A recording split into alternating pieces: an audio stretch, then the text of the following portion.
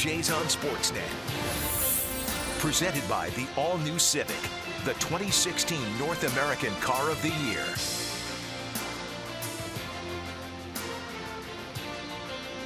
Baltimore and beautiful Orioles Park at Camden Yards. It is a spectacular afternoon, 28 degrees at the start of this ball game. The Blue Jays, they had a laugher last night. They pounded out 5 home runs and beat the Orioles 13-3 in the opener of this 3-game series.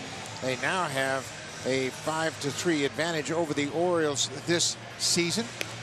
John Gibbons Ball Club 8 games over 500 for the first time all season long, and they are closing ground on the front runners in the AL East. Let's take a look at the lineup for the Blue Jays. Ezequiel Carrera continues to lead off. Josh Donaldson, he's got a 10-game hit streak, and look at those numbers: 18 for 38 with 11 extra base hits. And down in the cleanup spot, Michael Sanders. He had a 3-homer game in last night's game. For the season, he's hitting over 500 against the Orioles, 18 hits and 33 at-bats. And you can see all those extra base hits. He's done some damage against the Orioles. And today they'll take on Yovani Gallardo, coming off the disabled list. He comes off the disabled list to make his 5th start of the season. And he's going to try and slow down those big bats of the Blue Jays. He was signed as a free agent in the offseason to a 2-year contract by the Baltimore Orioles. He was on the disabled list since April the 23rd. He had some biceps tendonitis problems in his right arm. Made his last rehab start on Monday for their AAA team in Norfolk, throwing 90 pitches in 5 innings. Last time the Blue Jays saw Gallardo was Game 1 of the American League Division Series, when he pitched against them and beat them. Defensively, Joey Rickard starts in left field this afternoon. Jones and Trumbo in center and right. The Orioles have their shortstop back, J.J. Hardy. Manny Machado moves back to third. Scopes at second, and Davis is at first. And Matt Wieters, the 2-time Gold Glover, behind the plate for Gallardo. Here's the first pitch of the game. It is in there for a strike, and we are underway. J.J. Hardy means a lot to this team. He last played a game on May the 1st. That was against the Chicago White Sox 42 games ago for J.J. Hardy. He's the captain of that infield. Ball is popped into the seats down the left side. Ezequiel Carrera, he's done a nice job coming off the bench, part-time duty, and now with Bautista on the disabled list, Carrera's got a chance to play a lot. Batting .326 for the season. He had a single in 4 official at-bats in last night's game. He'll get the bulk of the playing time in right field for the Blue Jays. You know, one of the things he's done, he's made a lot of contact. He hasn't struck out a whole lot this year. Putting the bat on the ball and making things happen. Carrera has just 19 strikeouts all season long. This is his 46th game. Outside, it's 2-2. Wow.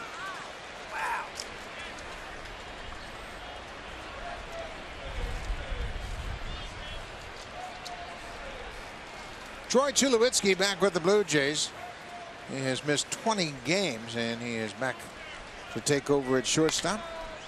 Hot shot just foul right at first. You know, this is a lot like last night's game, the first batter of the game. If you remember that, Carrera had a 9-pitch at bat that really set the tone in last night's ball game against Mike Wright. He had a terrific at bat to start the game, and Donaldson would walk right behind him, and then Encarnacion got things going, set the table for Sanders, and his first of 3 home runs. 2-2 pitch, breaking ball called strike 3, right down the middle.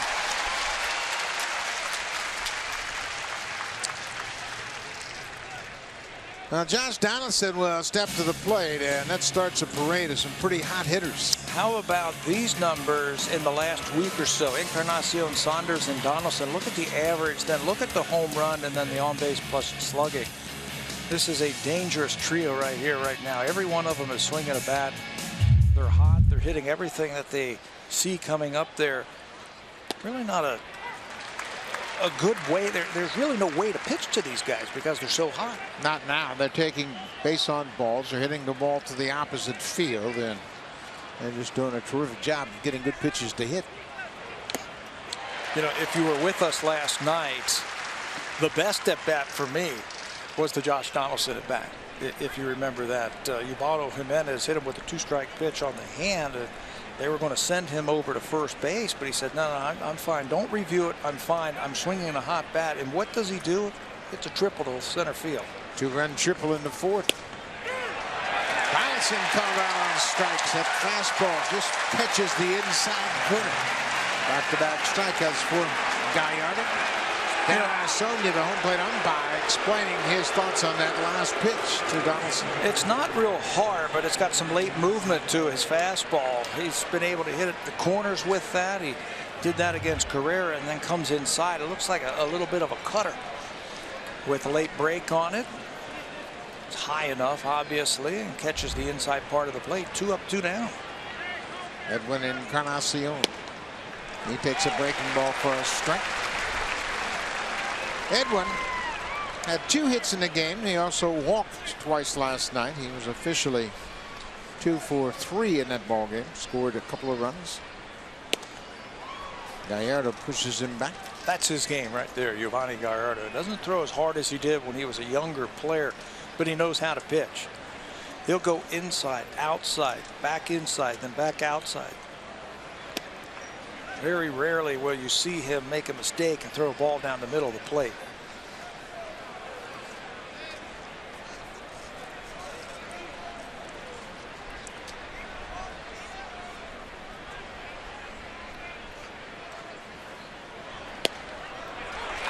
Right on the outside corner.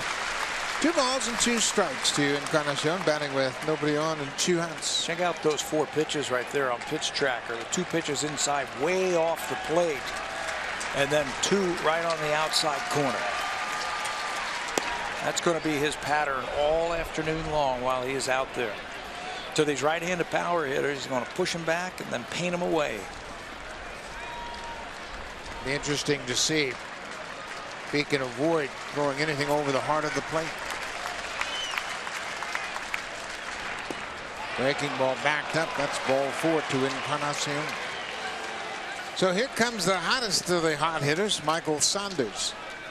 He had 3 homers in the game last night, a career high in home runs. Also had 8 RBIs. That's too a career high for Saunders. Saw him around the hotel this morning, and I said what a great game that was. I said, have you ever had a day like that? As you see the OPS leaders in the American League, Michael Saunders is now number 2 behind David Ortiz. And he said, you know, I've had some multi-home run games, 6 of them at the big league level heading into yesterday's game, but I've never had a day like that yesterday where everything just seemed to jump off of my bat. 2 outs. First pitch strike from Gallardo. Saunders batting .314 for the season. He's in the top 10 in that department in the American League.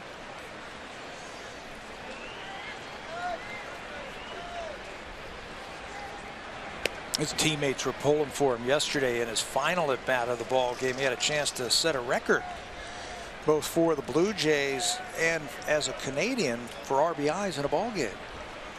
And unfortunately grounded into a double play with the bases loaded. 1-1 to Saunders. Upstairs, counts in his favor. Michael just missed that 4th home run. He drove the left fielder Kim all the way to the wall in left. It was in his 2nd at bat.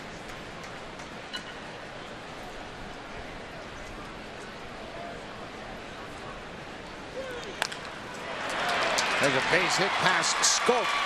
Saunders continues to wear out the Orioles. For Michael, that's his 19th hit against Baltimore this season. And I don't care how you play him. He is swinging a hot bat right now, and he's going to hit it hard. That's a backdoor cutter right there from Gallardo. And if you set 3 infielders on the right side of the infield, still doesn't matter. He pounds that ball through him. 19 hits. This is his 8th game against the Orioles this season.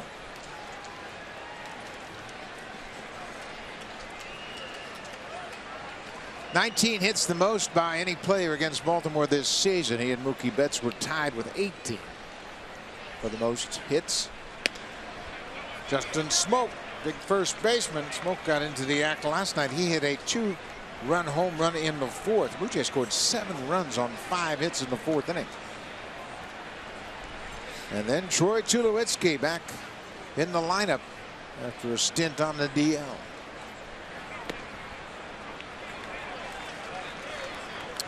That home run last night by Justin Smoke gave him 20 RBIs now.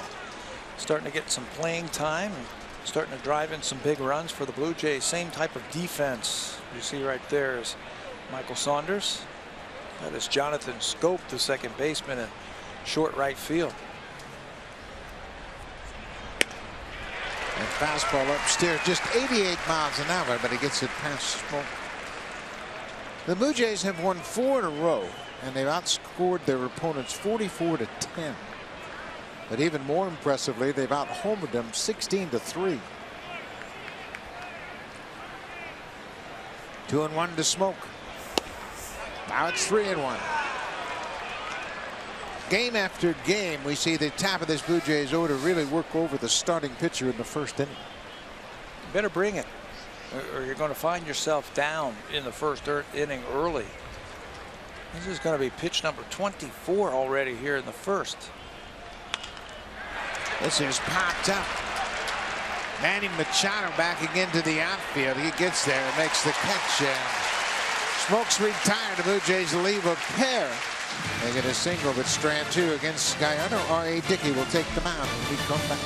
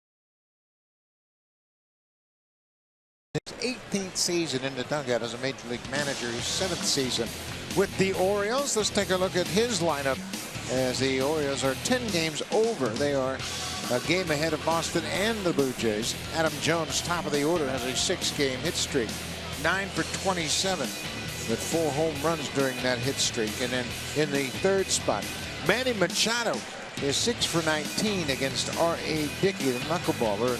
Blue Jays just can't get Manny Machado out this year. Tough lineup for the Baltimore Orioles. That is the lineup that R.A. Dickey takes to the mound for the Jays this afternoon. R.A.'s ERA on May the 1st stood at .675 after he made 5 starts in the month of April. Since then, he has dropped his ERA by a run and a half. 9 starts with an ERA of .297 over those last 9. Opponents hitting just .221 against him. You know what he's done? He's kept the ball in the ballpark. He's actually had more ground ball outs than fly balls in his last 9 starts. He's given up just 9 homers in 9 starts. This is his 2nd start against the Orioles this season. Jones steps in. Dickey is set. Here's the first pitch from Dickey. And it's up right at the top of the strike zone for a strike. Jones batting .245 for the season.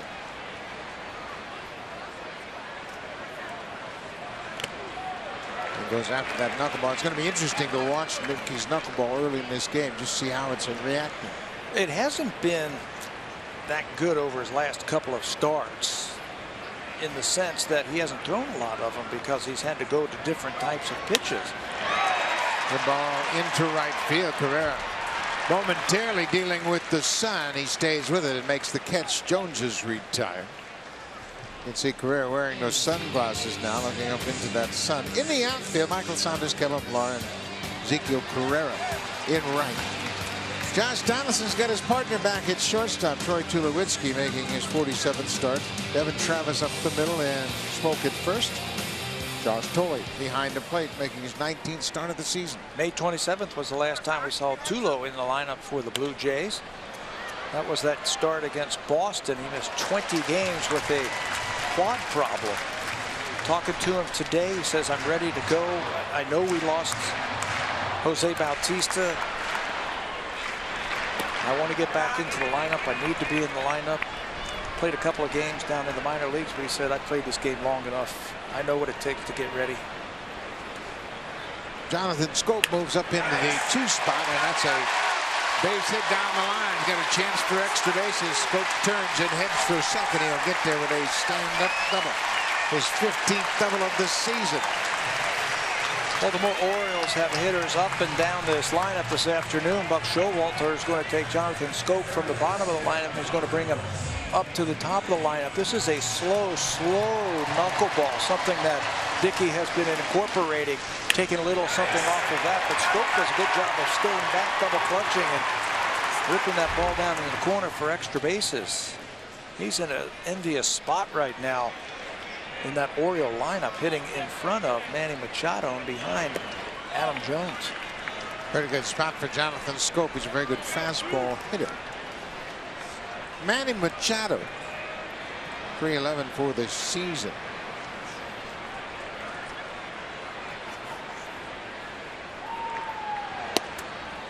Takes a strike. Machado batting .429 against the Blue Jays this season. He is 15 for 35 with 6 doubles and 2 home runs.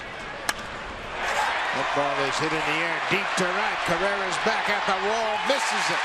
It's over his glove. Pilar's there to back him up. They're going to throw it to third, and Machado's hung up, and Donaldson misses the ball. Now Machado's going to stay put at second as Schoop comes around to score. So back-to-back doubles for the Orioles here in the bottom of the first, and they take a 1-0 lead. You know, I got to think that the sun had something to do with that ball in right field. You saw Carrera have some trouble with it with Adam Jones, the first player of the ball game here. He gets back, but he doesn't get back enough. Not real sure where the wall was, and then when it ricochets off the wall, it's backed up nicely by Pilar. Now the Blue Jays have 2 different options to throw at the bases. Jonathan Schoop had to hold up just a little bit, and Bobby Dixon sent him late. They had a shot to get him at the plate, and then they had a shot to get Machado if Donaldson comes up with that ball cleanly. I think Pilar made the right play going to third base, trying to make a play on Machado. Chris Davis swings at that high pitch. The reason I say that is when you think back-to-back doubles, you're going to concede a run. Concede the run. And say, okay, I want to keep Machado at second and keep him from going all the way to third. Schoop did not get a good read on that ball. Thought that Carrera was going to come up with it.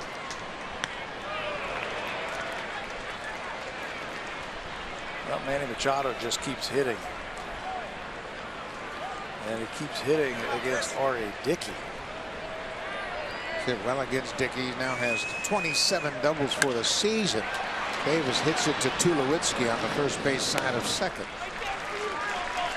Machado goes to third, but now there are 2 outs.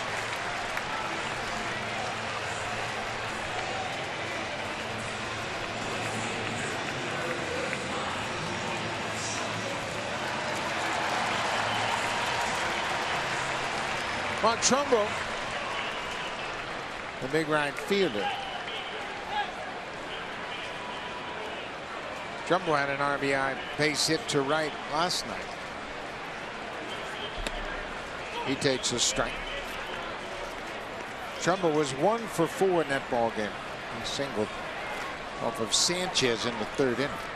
Look at those numbers from Mark Trumbo this year. Pretty good pickup. Up 50 RBIs now. Ball gets away. Here comes Machado. Slides and he's safe. Dickey got to the plate, but his glove was right over the plate when Machado slid in. He made contact with Dickey's glove, but it was after the fact. John Gibbons wants to look at that play. Coley made a nice throw. Dickey was there to catch the throw. I think you're absolutely right. Aria got to the mound or the plate, and the throw was there, but his glove was on the plate or over it. Machado gets a good read, and watch, gets that foot in there just ahead of the tag. Aria gets to the plate. It's there in front of the plate, but it's too late. It's a pass ball charge to Tolley, and it's a 2-0 Oriole lead.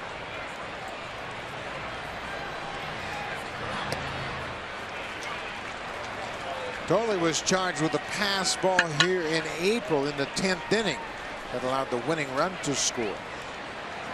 That was with Joe Biagini on the mound. Did not have to deal with the knuckleball then. Fly ball to right. Carrera has a beat on this one, and he makes the catch as Trumbo's retired, but the Orioles get a pair of doubles and score 2 runs off R.A. Dickey in the first.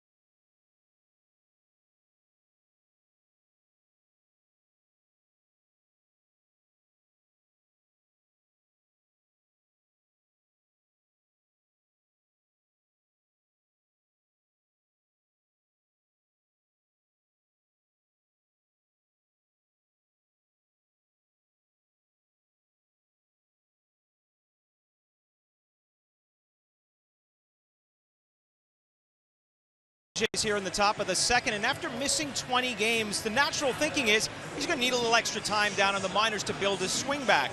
I spoke with Troy before the game, and he said at this point in his career, hitting for him is more about approach and state of mind. And he said after playing that one game in Dunedin, he felt that both of those are exactly where he wants them to be, so he doesn't think there's going to be any issue picking up where he left off. John Gibbons added, with veteran players, when you get injured in the middle of the season, you normally don't need all that extra time that you would if you were to be injured at the start.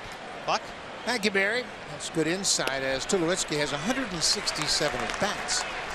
And yeah, it's been a long time since he's played. He last played on May 27th. He missed 20 games, but at the same time, he knows his body very well. He said, well, we lost Bautista. I got to get up to Baltimore. He rolls this one to short to his counterpart, J.J. Hardy, who has returned from the disabled list as well. So both teams have their regular shortstop back in the lineup today on the same day. Is that coincidental? I don't know. These two teams battling it out in the American League East. You got your quarterbacks, if you will, in the middle of your diamond, your shortstops ready to come back. Get back for this series. Yeah, these two are going to butt heads all season long. This is Kevin Pillar hitting in the 7th spot. He goes after the first pitch. It's a one-hopper to Scope. That's 2 up, 2 down quickly here in the second. Well, that's what you're going to get from Giovanni Gallardo. He's going to come right after you, and the Blue Jays know all about him. These are his numbers in his 3 career starts versus the Blue Jays, an ERA of 1.3. How about the whip? Just 1 home run allowed. He's just going to cut that ball away from the right-handers, move it around the plate, if you will. He's been effective with a slider this season. That's something that has helped him out. Came over from the Milwaukee Brewers a couple of seasons ago, and he has pitched effectively in the American League. 2 outs for Devin Travis. Gallardo caught in that strike zone early.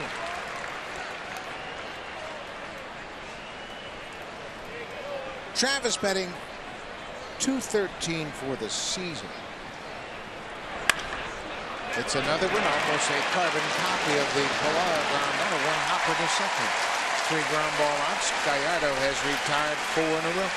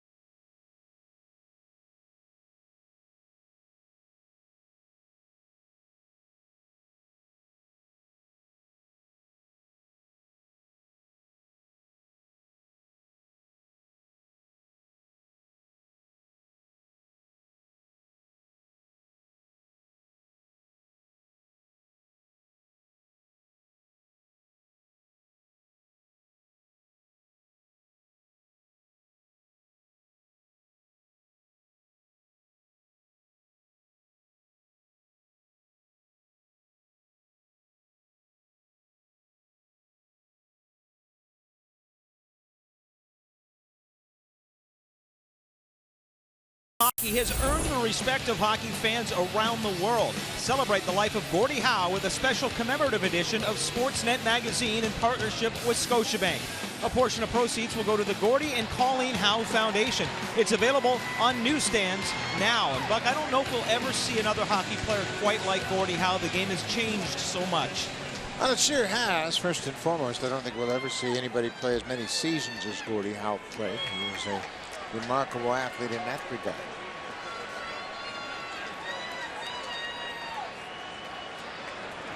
Matt Wieters, a switch hitter, choosing to bat right-handed against R.A. Dickey. We've seen this from time to time from switch hitters. What they want to do is they want to close off that little lane that the knuckleball pitchers have. If you're a left-hander, the visual is just you have that whole outside part of the plate that you can work with. As a right-hander versus a right-handed knuckleballer, just visually makes that strike zone look a little smaller. Wieters hits one to Tulowitzki, takes his time and throws out the catcher. Well, R.A. Dickey, notoriously a slow starter, but once he gets past the month of April, things start to sort out for him. And things have been a little bit different for R.A. this season. You can see this is the knuckleball usage month to month. In April, 88% of the time he was using that knuckleball. Then it went down to 85 in May, and June it's just under 80. And part of the problem is, we were touching on it last inning, is he hasn't been able to command it and control it as well as he would like. So he's had to revert to old school type of pitching. Use the sinker a little bit. He started to throw his curveball a little bit more. Traditional fastballs. So his fastball velocity has gone up just a little bit over his last few starts. But, you know, if the knuckleball's not working, R.A. is the kind of guy that can do that, can go to something different. Pedro Alvarez, the DH. Hits that ball past Travis into right field. So Alvarez, a one-out single here in the second. Alvarez was 0 for 3 last night with a walk and a couple of strikeouts. That was a fastball that we were just talking about right there. He tries to turn that thing over. You can see it stays up. It's a dangerous pitch to a home run hitter right there, like Alvarez. So the fans welcome back J.J. Hardy, their shortstop. Hardy broke a bone in his foot. He was in a walking boot for 5 weeks. He missed 37 games. We have seen in the last 2 days out taking ground balls early. He had to pass some tests that the training staff put in place to make sure he was okay before they allowed him to return. But he announced that he was ready, and here he is.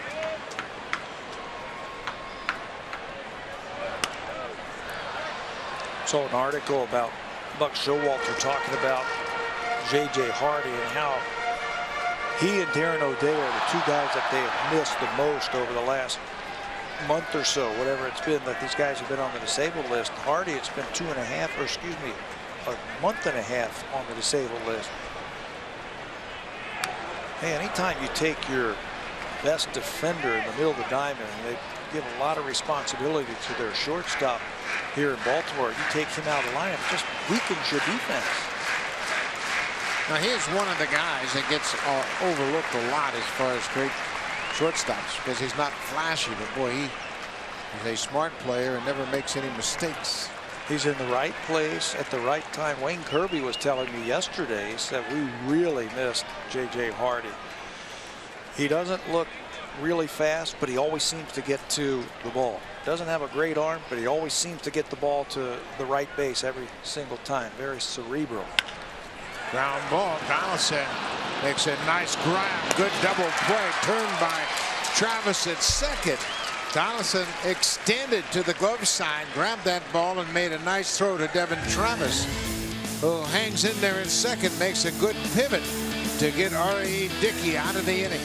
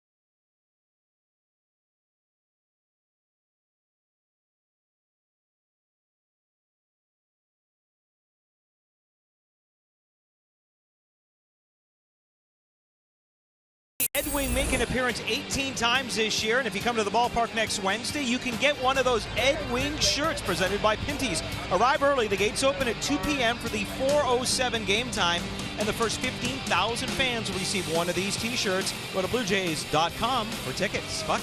Well, that's going to be a must-have shirt around Toronto. You can bet on that. Pretty stylish shirt with number 10 on it. Josh Tolley, the number 9 hitter in the lineup, leads things off. Giovanni Gallardo has retired 4 straight. Ball on a strike from Gallardo. Josh hitting 105 for the season. Has a home run that came in his first at bat of the year. It's Drew Smyly.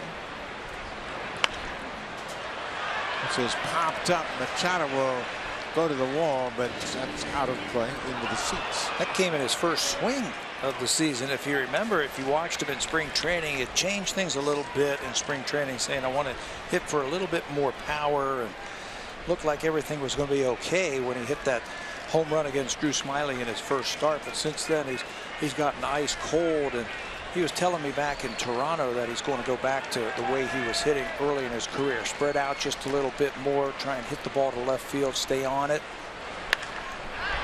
Ball is hit to right. Trumbo is there in front of the warning track, and Tolley is retired. Let's take a look at Giovanni Gallardo, who's just coming off the disabled list, and so far he looks pretty sharp. He's your classic starter, pitcher, fastball, slider, curveball, changeup.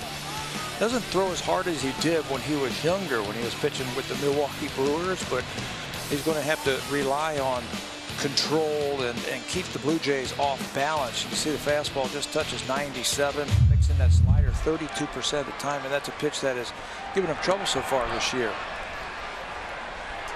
Ezequiel Carrera showed bunt, pulled the bat back, took a ball. Carrera understands where he's hitting in this lineup. He knows his job is to get on base and put pressure on the pitcher to face Donaldson with a man on. Hits this ball high and deep to center. Jones watches this one sail away. Home run. Carrera, his third home run, and the Blue Jays are back at it again.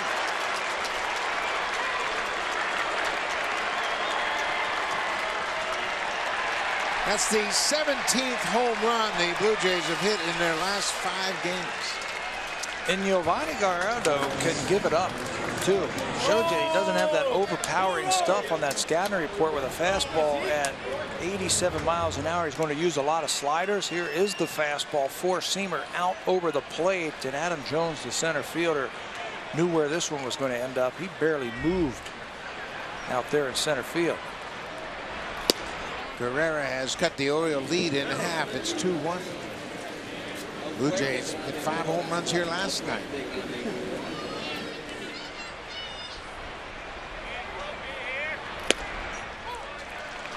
Donaldson was called out on an inside fastball his first time up. He thought it was off the plate inside, but it was called strike 3.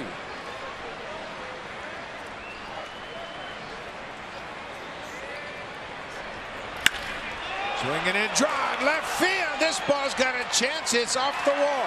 Donaldson is headed for second. Here's the throw from Jones. He slides in safely. Josh Donaldson hit one to the wall in left center. His 17th double of the season. You know, he was saying the other day that I feel like I'm starting to get my legs underneath me and they're starting to feel healthy. And when you do that, you start to drive the ball. You're doing that. You're also going to start running better. Last night, he hustled out a triple to deep left center field. And watch him now as he sees this ball get down. Watch him turn it on. He's got a little something extra in the tank right there to hustle that ball himself into scoring position as that ball got in very quickly from Adam Jones. That is good to see. When a guy is running like that, you know he's healthy. First pitch strike from Gallardo. Encarnacion walked his first time up. That came with 2 outs in the first inning.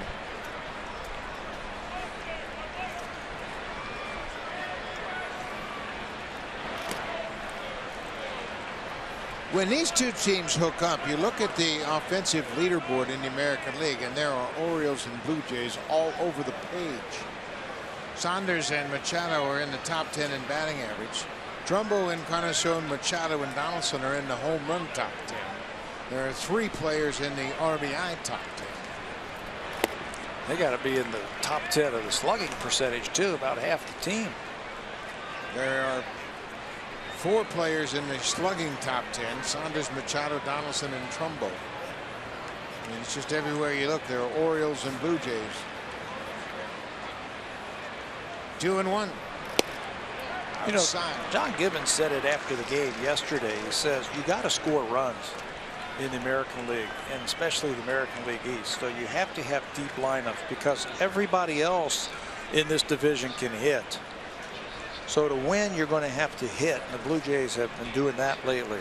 A lot of it. Edwin walks for a second time, and that's another thing they've done very well recently. They'll pass the baton to the next hitter. And why not? The next hitter is Michael Saunders, and he, as we mentioned, the leaderboard in batting average, slugging percentage, and he's closing in on the leaderboard in home runs.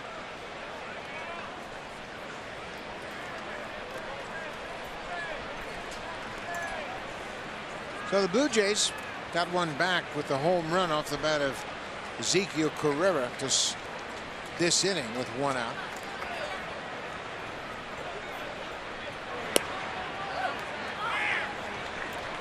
Michael was asked after the game yesterday, you know, what about those home runs? He said it's a byproduct of having good at bats and getting a pitch to hit.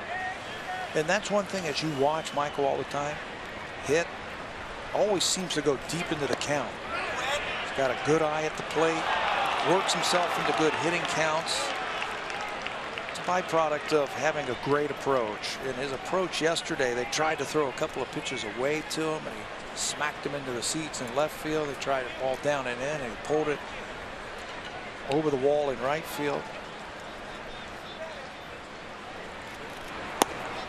Down and away. I knew he had some power just looking at some of his stats when he was with the Seattle Mariners and then watching some of his games when he was healthy, but I didn't see what we have seen over the last week or so from him. Well, you mentioned a great point that he sees a lot of pitches so far this season. He's averaging 4.31 pitches for plate appearance. Give you a lot of information. Give you the ability to decide on which pitch you want to hit. He's been very patient. Yeah, and if you're getting that many pitches to hit every at bat, there's a really good chance that you're hitting in a good fastball count. 3-0 count, takes the strike.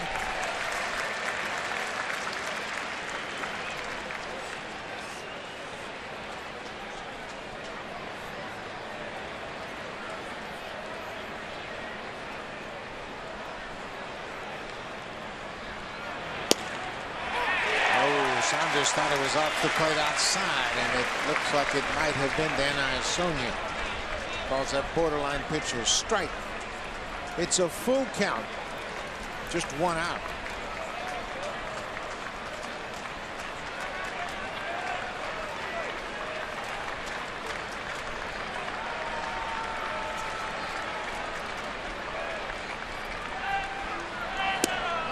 There's ball four. That'll load the bases. Third walk issued by Gallardo. And bring Justin Smoke to the plate.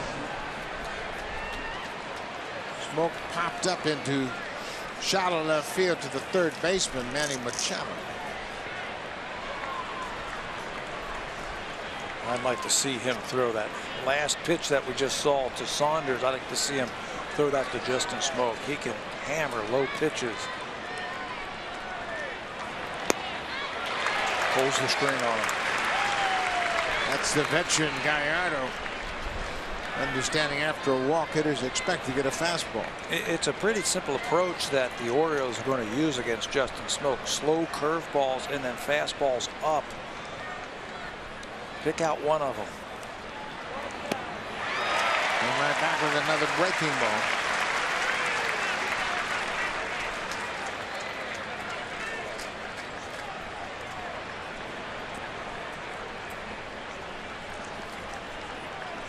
Smoke is now 0 for 4 against Gallardo.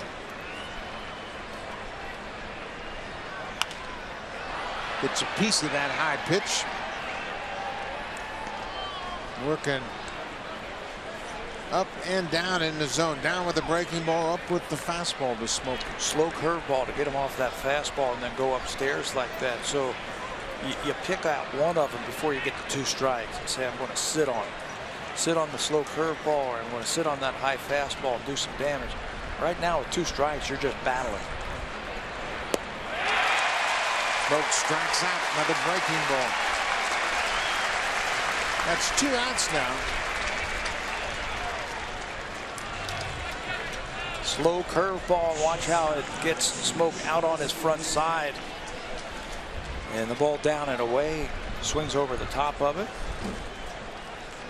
Well, Troy Tulowitzki will step in the box. 2 outs and the bases loaded. He's had a lot of success against Gallardo. They will spend a lot of time in the National League together. 11 for 27 for Tulowitzki coming into this game.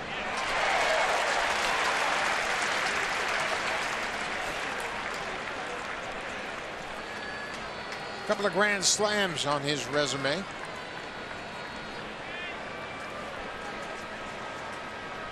Carrera homered with 1 out this inning. The bases are loaded with 2 outs.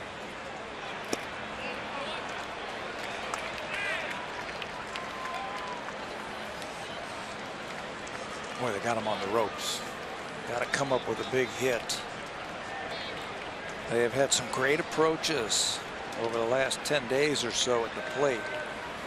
That pressure is on the pitcher. Make him come to you. Upstairs. 2-1 now to Tulowitzki.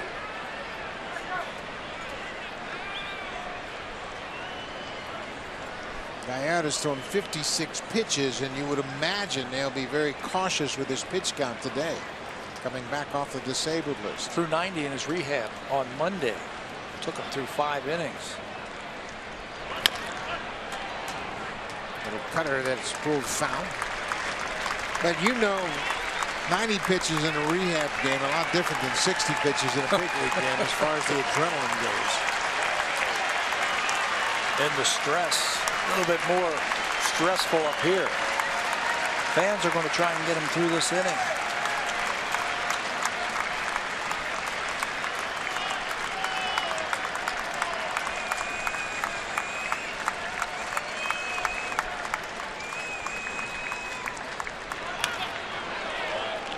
Pitching him upstairs. These two, as we mentioned, know each other very well.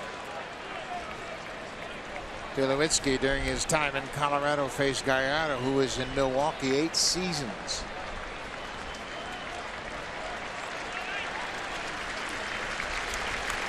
And there are the numbers: 11 for 28 with a homer.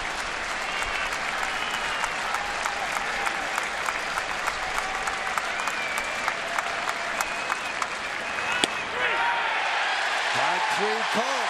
Gallardo strikes out Smoke and then gets Tulowitzki looking. The Blue Jays leave the bases loaded, but Ezequiel Carrera goes deep to center to cut into that Oriole lead, his 3rd home run of the season. It's 2-1 Baltimore.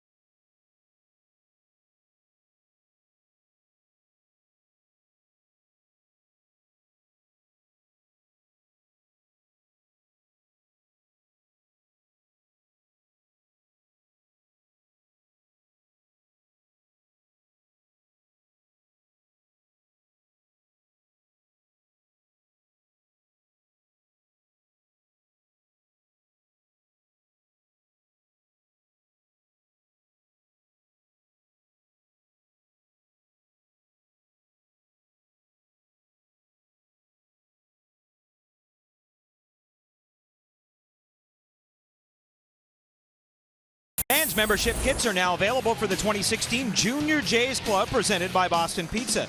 This year's kit includes a Blue Jays ball cap, sunglasses, backpack, and more, plus exclusive access to members-only events such as a movie night and photo day with Blue Jays players. You can purchase your kit at any Jays Shop location or by visiting jayshop.ca. And our next Junior Jays game will be in July. Buck, very strange schedule for the Blue Jays, but they'll be home most of the month. Blue Jays will have a very short 2-game homestand when they return on Tuesday. They'll play the Arizona Diamondbacks. This is Joey Rickard, the number 9 hitter, and he's quickly behind 0-2.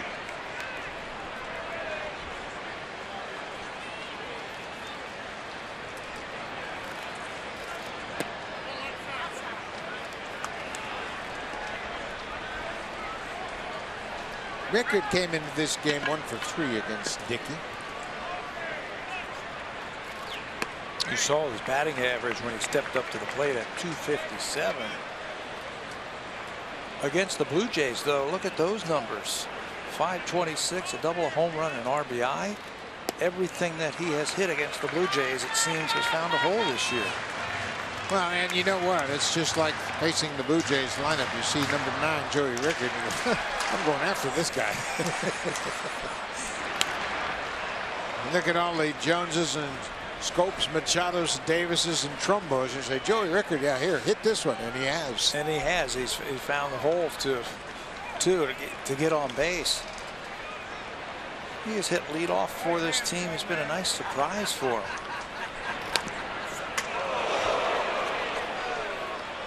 He's a Rule 5 player that came from Tampa Bay, and we spoke to the general manager, Dan Duquette, about Rickard, and he said, yeah, he played in Tampa Bay's minor league system, but then he went and played in winter ball in the Dominican and played for Felipe Alou Jr., who works for the Baltimore Orioles and recommended them they take him.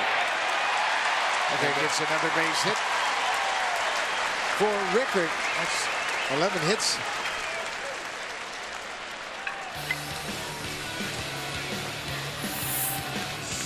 Swing for the fences and save during the DIY Expert Sale. Only at Home Building Center and Home Hardware Building Center. Joey Rickard has 11 career hits against the Blue Jays. He's 11 for 20. So he does his job. From 0-2 to base hit to lead off the inning, turn the lineup over. Well, that's how baseball is. Everybody's in communication with each other. You go and see a guy in winter ball and you're recommended to an organization. They pick you up the Rule 5 draft, give you a chance. Jones hits this one high and deep to right. Carrera's at the track, at the wall, makes the catch. Rickard's all the way around second. They got a shot at him and they double him up. Oh, what a play by Carrera. Rickard went all the way around second. He had to re-tag the bag, and Carrera alertly comes up throwing back to first. Told you he's been playing some great defense in the outfield for the Blue Jays. He's been running the bases, getting his share of base hits. This looked like it was a home run all the way, but Carrera finds the wall, times his leap perfectly, and then how about the throw to get the double play at first base? Makes a great catch. Remember the game-saving catch that he had against the Orioles back at Rogers Center? That's a saving catch right there. What a play. What a terrific play, and he stayed with it. Remember, he battled the Sun on a Jones fly ball in the first inning. That's twice that he has taken a hit away from Adam Jones. And watch this reaction from Jones. He's saying, come on. How could you be standing there? There's another one hit to right. This one's high and deep, and this one's going to go. Jonathan Schoop. That's home run number 11. He has a double and now a home run this afternoon.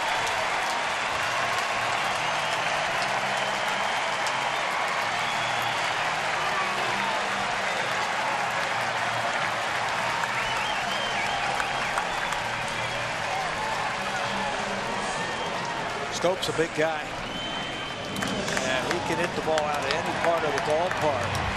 Put him in that number 2 slot, so he's going to get something to hit. This is a tumbling knuckleball that is up, and he rides it right out of here. That's his second career home run against Dickey. He has doubled and now homered this afternoon.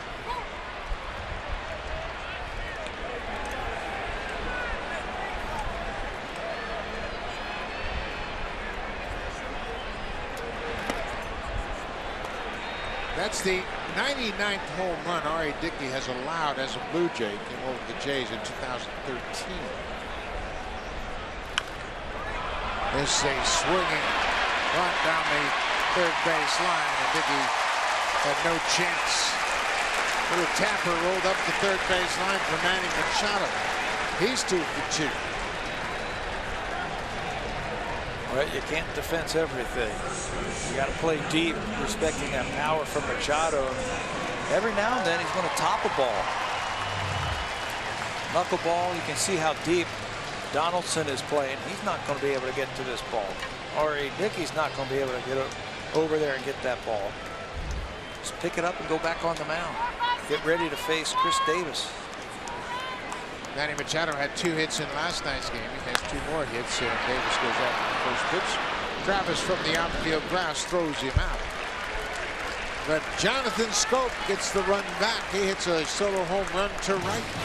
Orioles have a 3-1 lead as we head to the 4th.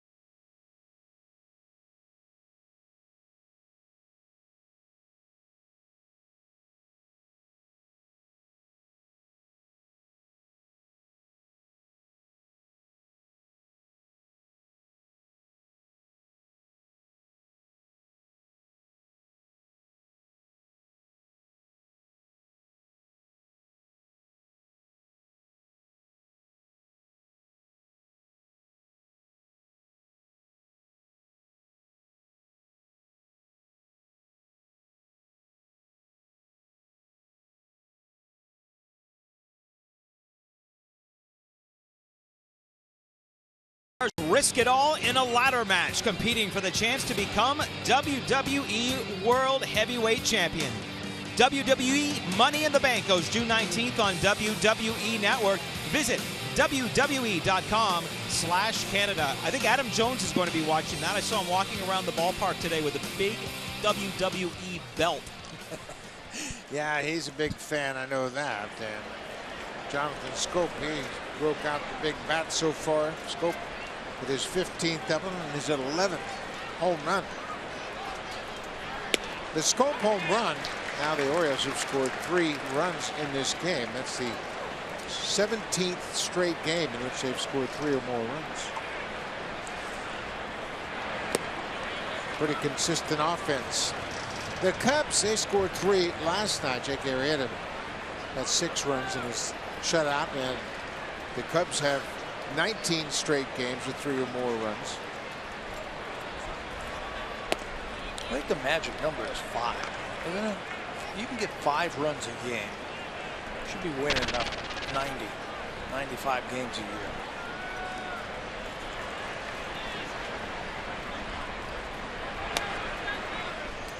Gallardo, he pitched out of a tough situation in the 3rd. Guerrero hit a 1-out home run. Donaldson doubled, Encarnacion walked. Saunders walked to load the bases, and then Smoke and Tulowitzki both struck out. Tell you what, the Orioles would have a couple more runs if not for that great play by Guerrero. First catching the ball off the top of the fence in right, and then firing to first to double up Joey Rickard. Even if he catches it and doesn't get Rickard, the Orioles have another run, but he completed the play. I didn't think he had any chance of catching that ball, but he took a couple of steps deeper after the base hit by Rickard, respecting the power of Adam Jones, and hauled in a long one.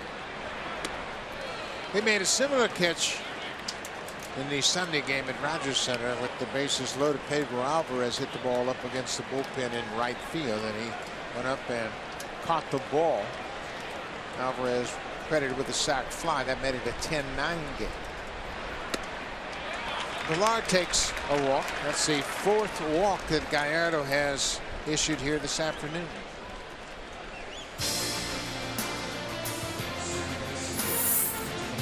The all-new Civic, the 2016 North American Car of the Year.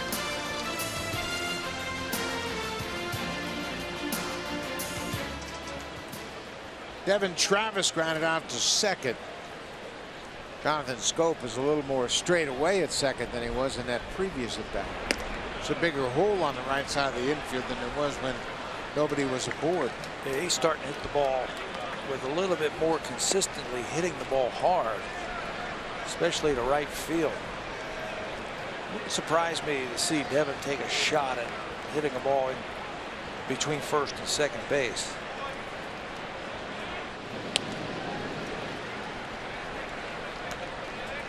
Travis's swing is tailor-made for a hit and run. And he thinks about right field first off.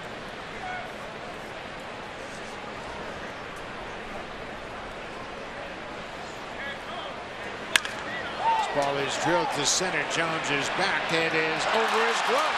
Pilar steps on second. He's getting the wave around third. He overthrows the cutoff man. Travis is going to third. He's going to be tagged out easily. Devin Travis made a base running mistake right there. You can't make the first out of the inning trying to advance to third. Pilar comes in to score, but Travis should have stopped right at second base. Yeah, the play is right in front of you. You don't need a third base coach to tell you what you should do. He saw that Pilar was getting the wave home. First to play, Jones misses that. That doesn't happen very often, but he gets back on his feet quickly and hits the cutoff man. Devin Travis came around. I don't know if he saw Louis Rivera waving Pilar home, but you can see the play's right in front of you. Just stop. You don't want to make, like you said, the first out there. You're already in scoring position. Especially where you are in the lineup. You're hitting in the 8th spot. Coley comes up next as a left-handed bat. You stay at second. He can pull the ball on the right side and move you over to third. 3-2 ball game as Travis picks up his 11th RBI. That's his 5th double of the season.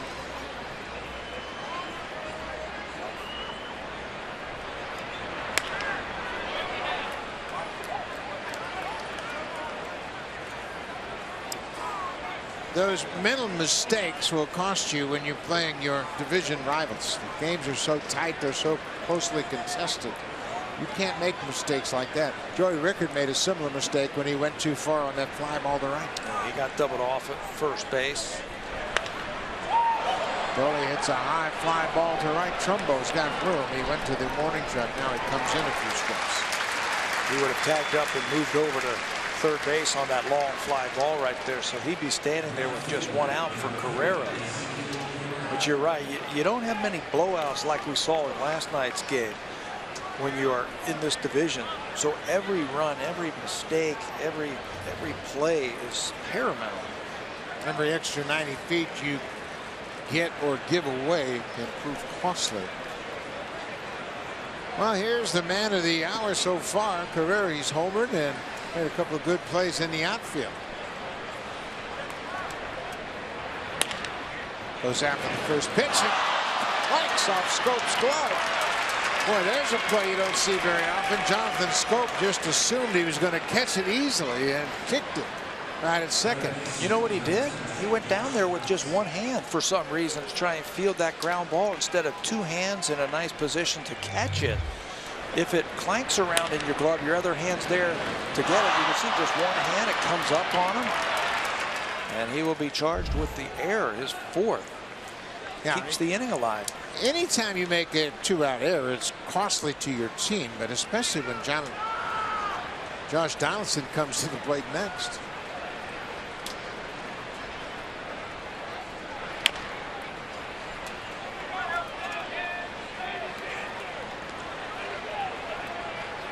I agree with you. I think Scope just kind of assumed it was going to be an easy play, and he kind of nonchalanted it and cost himself an error. And he puts his pitcher in a tough spot.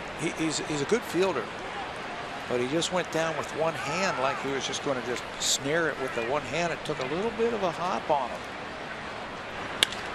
Allison lines this one to left. Rickard is there, and the inning is over. The air doesn't hurt, but the Blue Jays get a run back. Devin Travis, an RBI double. It's a 3-2 game as we head to the bottom of the fourth.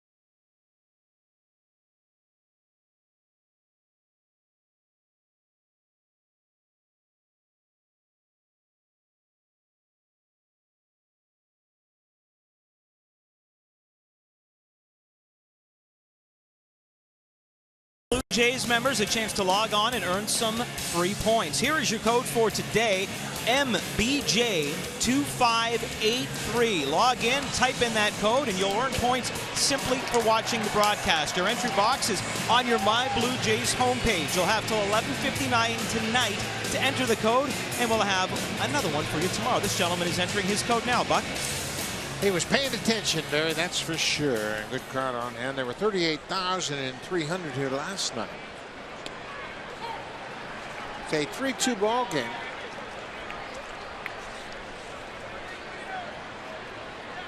Mark Trumbo flying out to right to end the first.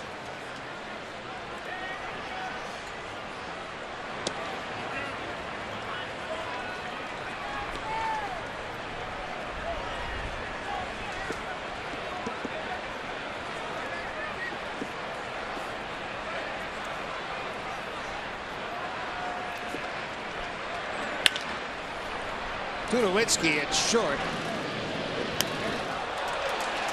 Tagged by Smoke as that throw was up the line a bit, but Trumbo is retired. Swing for the fences and save during the DIY expert sale. Only at Home Building Center and Home Hardware Building Center.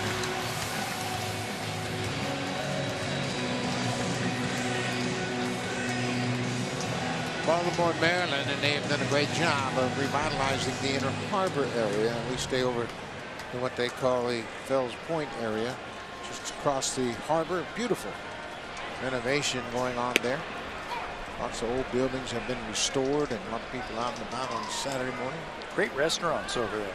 I love it over there. I love making our trips here to Baltimore. It's a baseball town. That it is. Matt Wieters takes a ball that's 1-1 to the catcher. You notice Wieters batting right-handed against Dickey. He's a switch hitter. And this whole atmosphere here in Baltimore is terrific. Ballpark is great. Wieters hits his liner to right. Carrera is there. This is where it all started for all the new retro stadiums, if you will, the old-fashioned. I remember when we used to play games out at Memorial Stadium out in North Baltimore, and we would stay downtown, and they said they're going to put a stadium right here, and it's going to be called Camden Yards. And if you remember, it was like, they're going to put a stadium where? It was an awful area of town. Warehouses and railroad tracks, and they renovated the entire area. Now people walk from the Inner Harbor to Oriole Park at Camden Yards, and it just became a destination ballpark. This is Pedro Alvarez. He singled into right field his first timer. Ari Dickey's been using pitches other than the knuckleball on and off all afternoon. He threw a first pitch fastball to Matt Wieters and got in his head. Threw another fastball in this at bat to Alvarez. He says he's had to do that because at times the knuckleball hasn't done much for him. He can go down and warm up in the bullpen and have a good knuckleball and come out to the mound, and then might not be there. So he has to make adjustments on the fly. His last start, he had to do that. If you remember, that was a very windy day at Rogers Center. The wind was right in his face, and he just couldn't control that knuckleball. Strike two called by Dan Iasonia, the home plate umpire.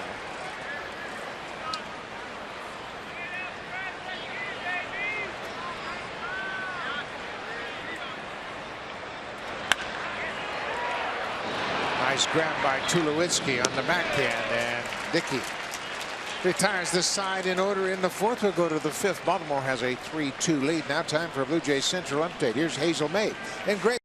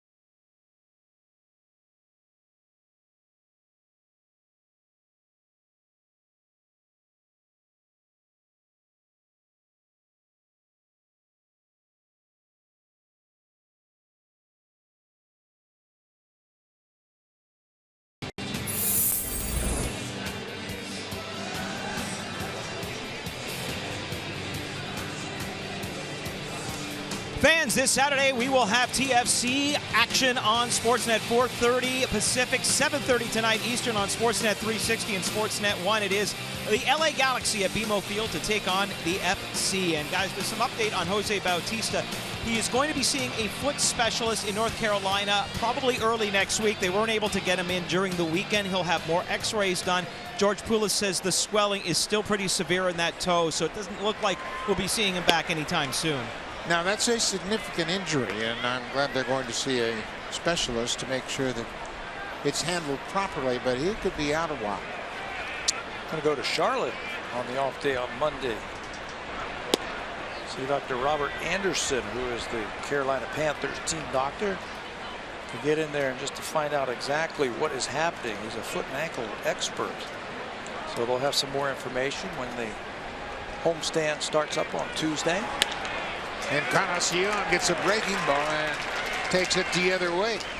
Edwin has been so good lately. If he doesn't get anything inside, he'll take his base hits the other way. Brooke Jacoby was leading off. Brooke Jacoby, the hitting coach, was telling me the other day. I asked him, what is the offense doing that you're starting to hit? And they said, we're taking what the pitchers are giving us. And from that one shot, you could see the pitch was away from Encarnacion. Instead of trying to pull, he just went right with it, hit a soft single in the right field.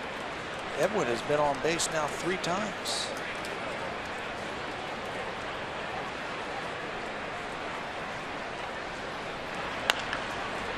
First pitch swinging. Saunders hits it to Davis. Second for 1, back to first, double play. 2 down. Let's check in with Hazel May.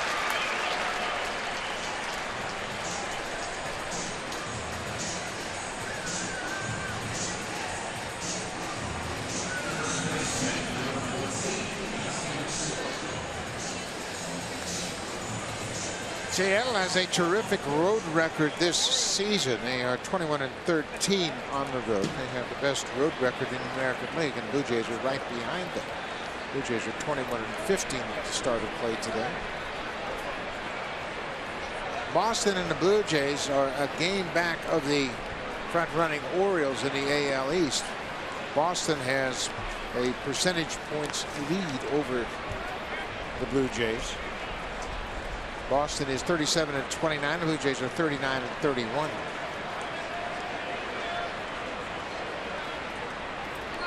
Justin Smoak is 0 for 2, and now that it's going to be a challenge from this point forward for the hitters with the shadows creeping. Here come the shadows right now. You got to deal with the lighting structure first of all. As you see it creep across home plate between the pitcher and the batter. Gives you almost like a strobing effect as you let go of the ball in the sunlight, comes through the shadows and then back out into the sunlight if you're standing at home plate.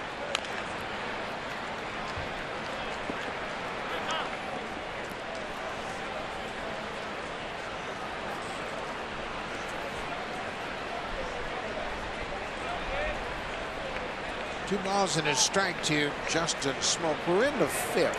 Baltimore has a 3-2 lead. Gallardo has really used a lot of breaking balls against Smoak so far in this game. I think Justin should go up there looking for a curveball. That's what he's going to get from Gallardo. When you see a batter swing at a ball like that, a curveball in front of home plate, he's in between. He's just looking for the baseball instead of looking for a certain pitch. And Gallardo reacts accordingly. He throws another breaking ball. It's been slow curveballs down in the strike zone and then high fastballs up over his hand. That's how they've pitched them all season long.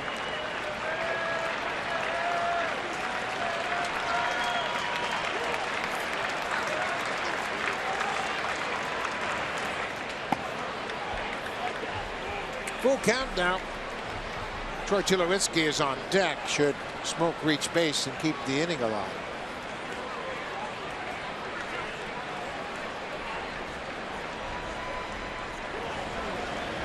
Tulowitzki playing for the first time since May 27th.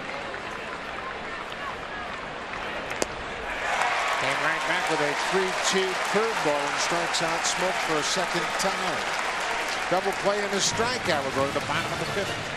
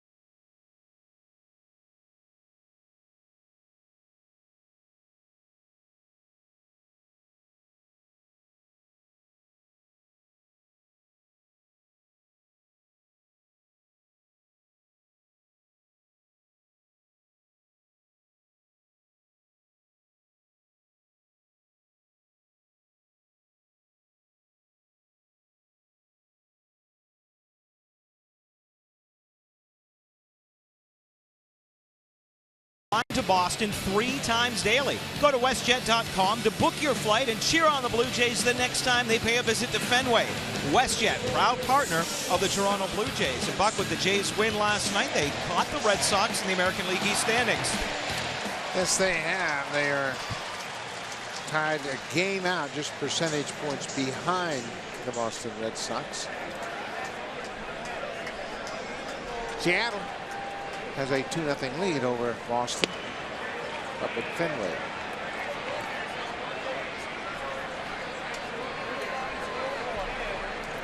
J.J. Hardy gets that slow breaking ball. That's a fair ball.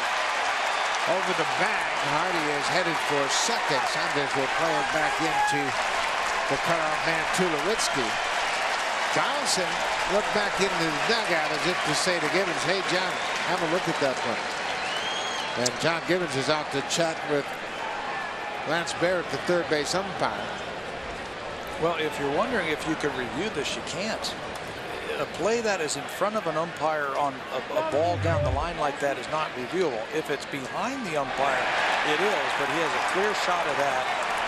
The umpire, and he signals it fair right away. This will tell you definitively where this ball is. It just has to go over any part of that base to be fair. And you can see right before Hardy got into that shot right there that was going over that corner of the bag. It sure did. It gave you a good angle. Look at that fair ball. So Hardy picks up the double, and Joey Rickard goes after the first pitch. Rickard had a single in the third inning. He was doubled off on the Adam Jones fly ball to the fence in right. J.J. Hardy with his 8th double leads off the 5th. Strike 2. No problem. That's where Rickard was his first time up. It was 0-2, and he ended up singling. That's Michael Gibbons, who has gotten up and started throwing. This guy out there is right around 90 pitches.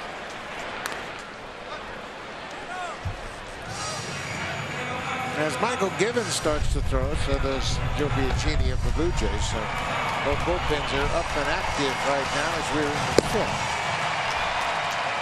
It's an interesting lead by J.J. Hardy at second base. He is straight in the baseline. He is anticipating a ball hit to the right side where he can go straight to third base. Normally, when you have a runner at second base, you see him behind the baseline to get a good rounding start into third base. J.J., though, is right in the baseline, anticipating a ball hit to the right side so he can go straight to third. Rickard strikes out. Hickey picks up his first strikeout of the ball game. Comes at a good time. Big strikeout, knuckleball. That one rolls and it stays up. Picks up the strikeout as Rickard swings through it. I thought he might bunt there just to get that runner over to third base at some point. At a ninth spot in the order, sometimes you expect that. So Adam Jones has hit the ball hard twice, both to right field, and Carrera has robbed him both times. Last time, Carrera turned it into a double play.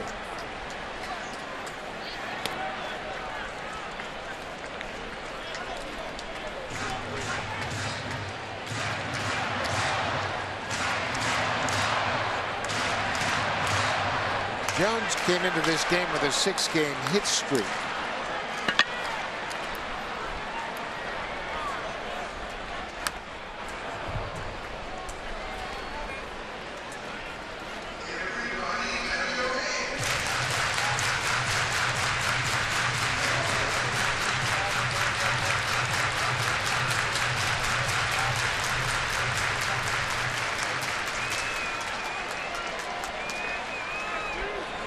Jones is just 3 for 29 against Dickey. He's had his problems. I think that's why you saw some of the frustration from Adam Jones when he was robbed of that hit by Carrera in right field. Hasn't had much luck against RA in his career. Thought he got him last time. Finally hits 2 balls hard and has nothing to show for it.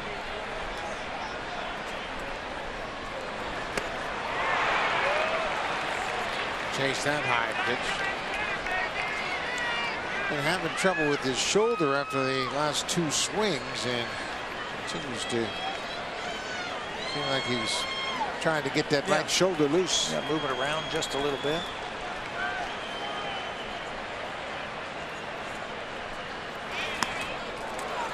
Well, sailed on Dickey.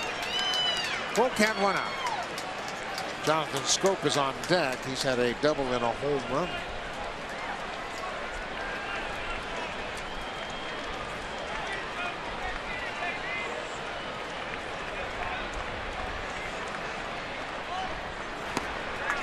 Jones takes ball 4.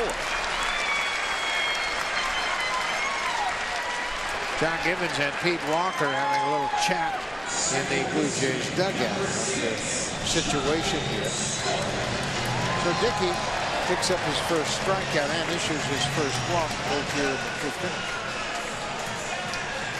And Jonathan Schoop has doubled to left and homered to right. Double down the left field line on a knuckleball and then got this pitch up right after that great play by Carrera in the double player. It would have been worse. Schoop. Plenty of stretch on that one to right field for the home run.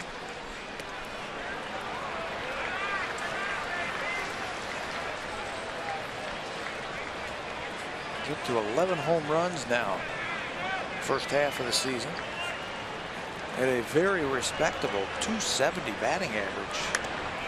He gets jammed on that knuckler. Schoop's career high in the home runs came in 2014. He had 16 home runs. He had 15 last year, and the homer in the 3rd was his 11th of the season. So he's on pace to top his career high.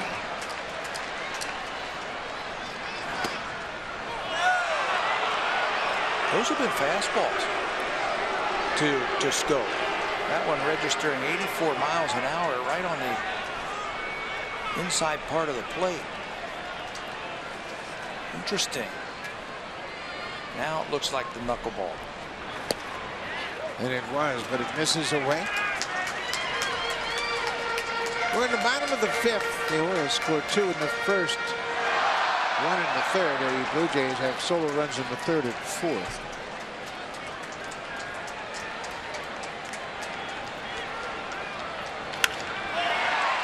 Fly ball to center. Alar has it. Hardy stays put at 2nd. Same for Jones at 1st. They changed up on him just a little bit. They threw him a couple of fastballs inside to put fastball in the mind and then got him out with the knuckleball. Will they do the same thing here with Manny Machado? They're not out of the woods yet. Not by any means. Manny Machado is 2 for 2.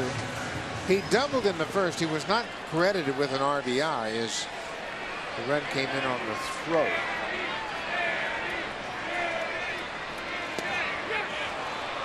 The base runner, Jonathan Scope, had stopped at third, and then the throw went to third, so he came in to score on the throw. No RBI on the play. Yeah, he was actually held up by the third base coach, Bobby Dickerson, when he ran right through the stop sign.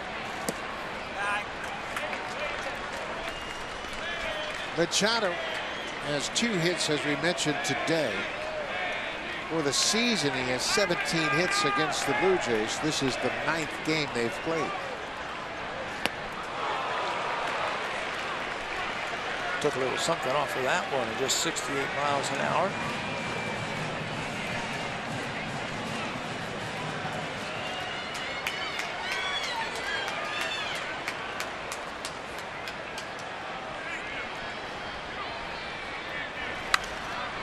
Fly ball, that's playable.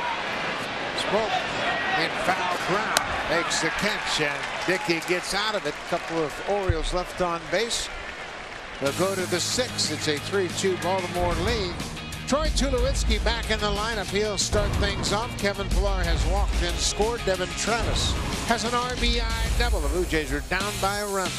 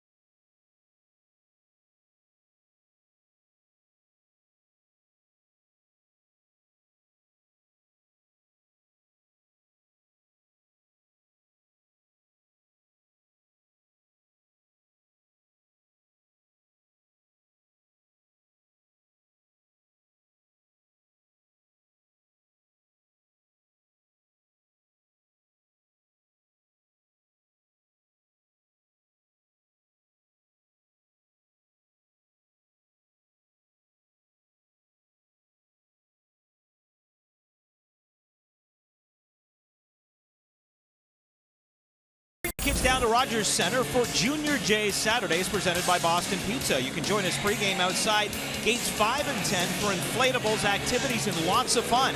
After the game, kids 14 and under can run the bases just like the pros. Go to BlueJays.com for tickets. Our next Junior Jays Saturday goes Saturday, July the 2nd, when the Blue Jays take on the Indians. Buck? Long time in between Junior Jays Saturdays, but they're always a great event. New pitcher for the Orioles is the right-handed reliever Michael Gibbons, making his 26th appearance. He has a win this season against the Blue Jays. 5 of them all told. That's the second most among major league relievers.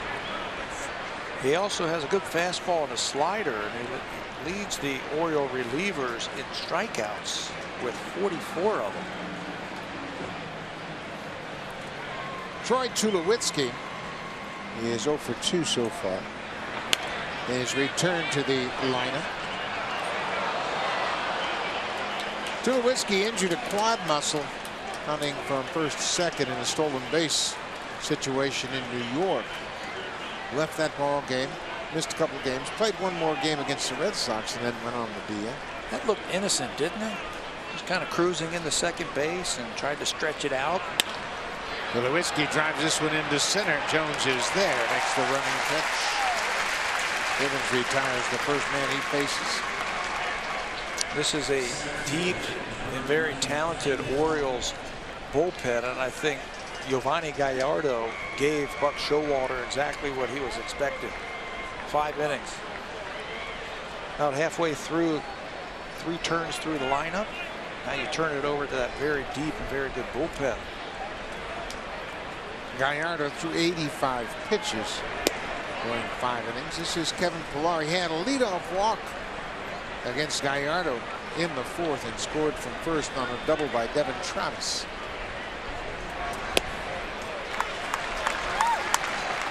Gibbons has an unusual slider. In it, it's kind of a flat slider that breaks away from the right-handed hitters. There's not a lot of depth to it.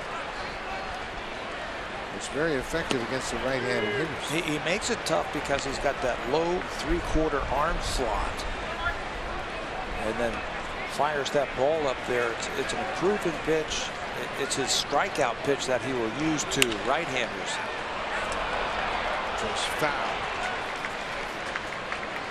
Kevin Pillar, over his last 11 games coming into this ball game this afternoon, has hit .391, 18 for 46. He's had a double, a triple, and 5 home runs in those 11 games. 95 away for the strikeout. 2 up, 2 down for Gibbons here in the 6th. Starts on that third base side of the pitching rubber, turns and then throws 3/4. You can see why that's very tough on righties. That looked like it might have been some type of cutter, not a true slider. Cutter away, and you could see the flat-footed swing by Pillar. That ball was on him very quickly. Tough to see right now. Devin Travis takes the first pitch strike. You can see the shadows going across the mound, and then there's sunshine and more shadows at home. This is what I hated right here, trying to hit this time of the day, because the pitcher is standing in the sunlight, you're standing in the shadows. Now behind the pitcher, there's bright sunshine, and that backdrop is very shiny right now. You just can't pick the baseball up. You cannot pick the spin of that ball up at all. So when you see the types of swings that we saw from Pillar, you can understand why.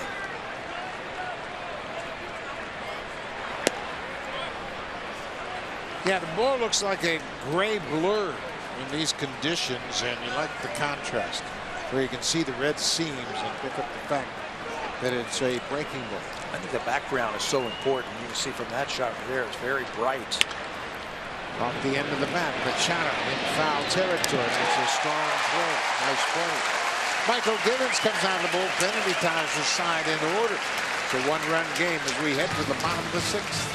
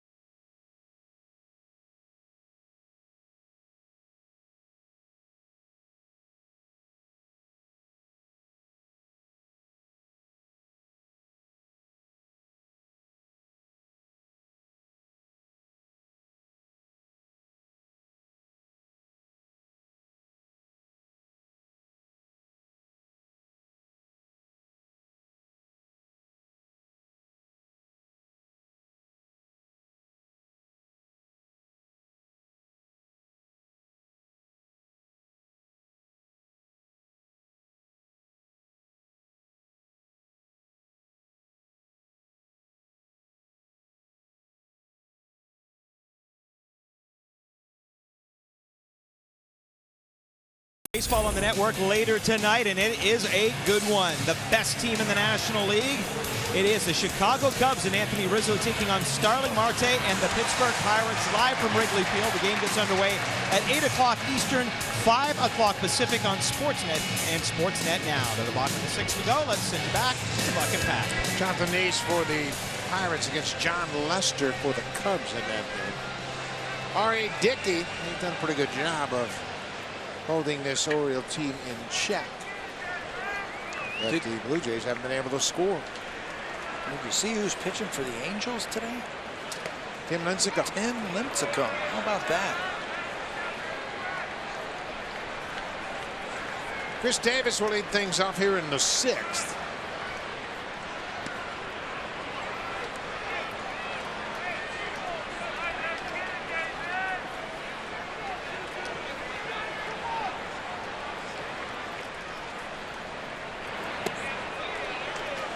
Might have been his best knuckleball of the day. That one had a lot of late movement on it. There's Jesse Chavez, who is up now.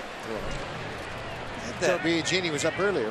Had that shaking motion as it came to the plate. It was whittling and stayed on plane and really tied up Davis. Tulowitzki goes out Davis. One down.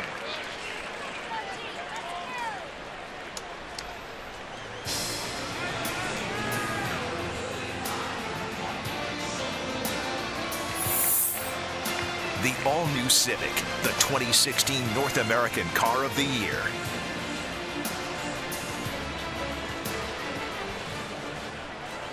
Beautiful afternoon here in Baltimore.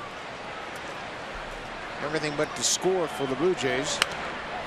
They're down 3-2.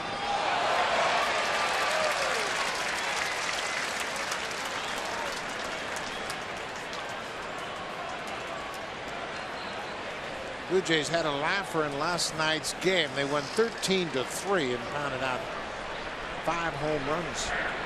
How many times have you seen it in the game? You're the starting pitcher today. You're sitting on the bench the last 2 days saying, hey, save some of those runs for me when it's my turn to pitch. 13 last night, 13 the night before. 5 home runs in each of those 2 games. Yeah. And now you get out there and you've got 2 runs to work with right now. Trumbo swings and misses. Michael Saunders with the big day yesterday. Got a nice day again today. 1 for 2 with a walk. I've seen that happen so many times. You know, you're like, you don't plan on scoring 13 runs when you start the day. It just seems to happen. You know, you talk about home runs and the Blue Jays hitting home runs. They just left Philadelphia, right? Philadelphia has given up 3 more home runs today. They have now given up 20 home runs in the last 5 games. Wow.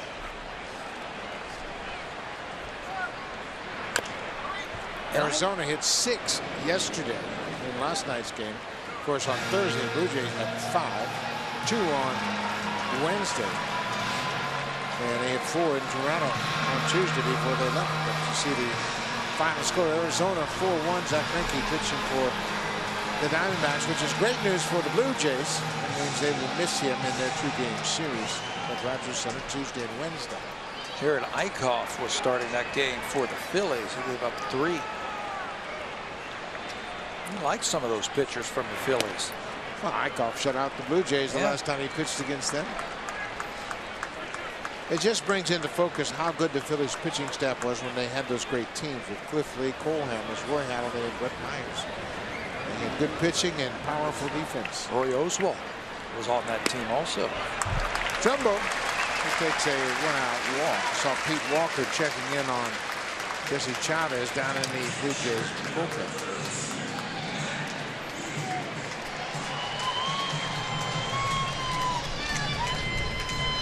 They might leave Dickey, and you see the shot of the bullpen asking if Jesse is ready, but Matt Wieters is going to hit right-handed. Maybe they want to leave him over on that right-handed side. If you get that ground ball, you can get out of this inning.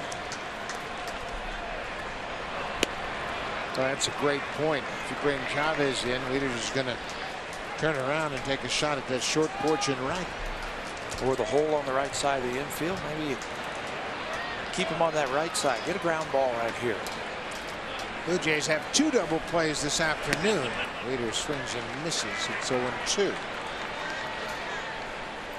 Dickey induced a 5-4-3 double play off the bat of J.J. Hardy in the second, and then Ezekiel Carrera made a terrific catch and doubled up the runner at first in the third.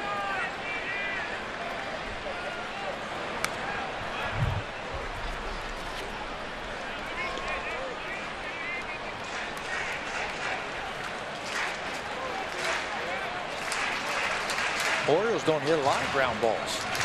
They don't hit into a lot of double plays because they're a team that hits a lot of fly balls.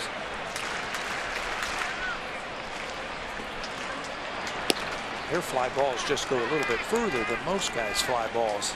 A lot of home runs for the Orioles. Jonathan Scope hit a home run today. That gives him 104 for the season.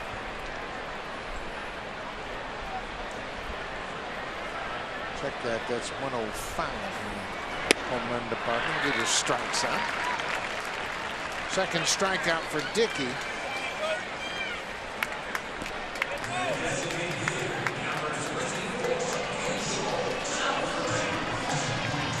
Looked like he reached back for a little something extra on that pitch.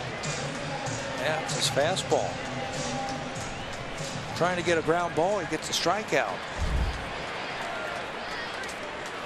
2 outs. Pedro Alvarez has a single in 2 trips.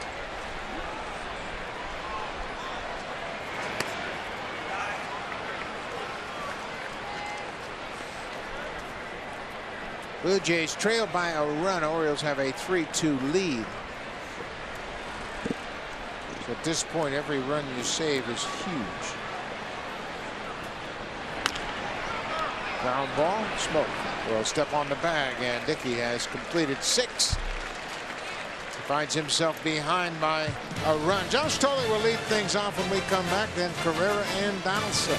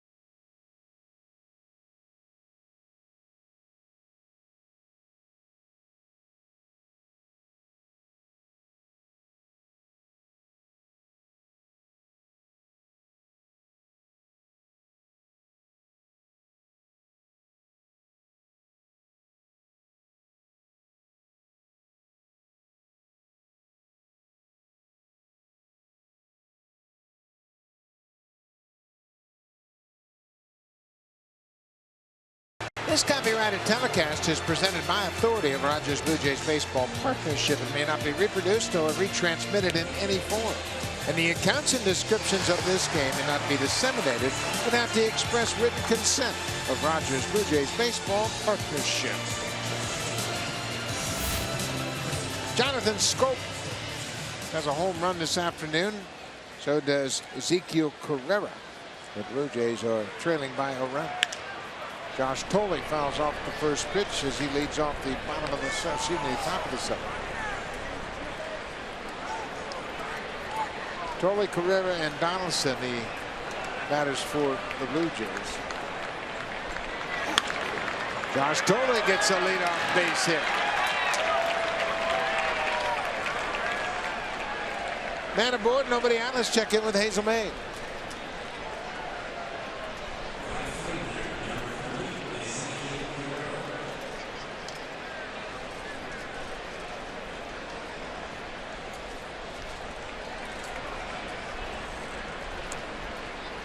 Thank you very much, Hazel. Bogarts with 2 more hits this afternoon. Jackie Bradley Jr. hit his 12th home run. Carrera bunts it up the first base line. It's a beauty. Gibbons makes a nice play to retire Carrera.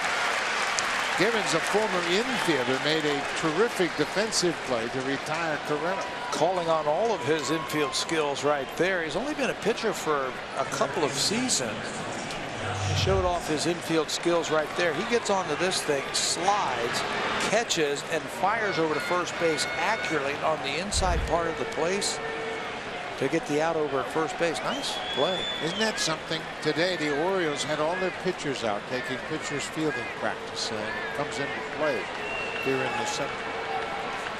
They worked at it for about a half an hour. I don't know if they worked on that play right there where you come in and slide, but that was a beautiful play by Given. Josh Donaldson has a double so far in this game. He's 1 for 3.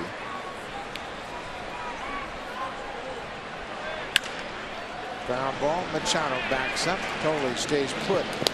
Donaldson's retired 5-3 on the put-up.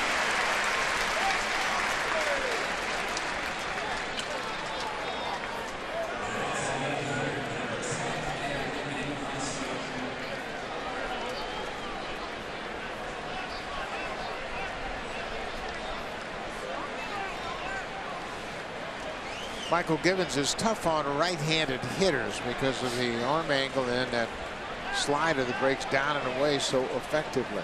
This is going to be a very interesting at bat. You got 2 outs. You got first base open. Encarnacion represents the go-ahead run. Do they pitch around him like they have a couple of times already today, or do they go and get him?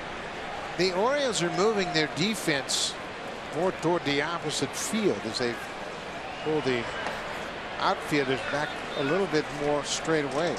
All it takes is that one hit, and we've seen Encarnacion twice now in this series hit the ball to right field against the shift. Straightening out the defense. Line drive to left, right to Rickert, and that'll do it for the Blue Jays from the top of the 7th. Dickey, another good outing, but he'll leave on the hook for the loss. Jesse Chavez into the ball game as we head to the bottom of the 7th, the 7th inning stretch. And the food here in Baltimore is terrific with those steamed crabs.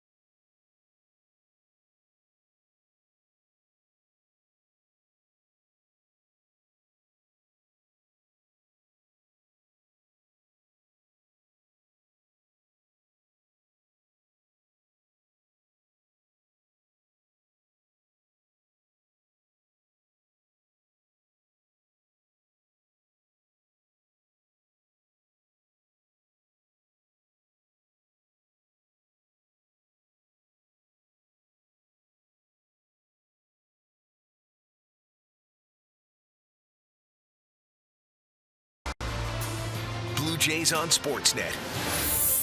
Presented by the all-new Civic, the 2016 North American Car of the Year.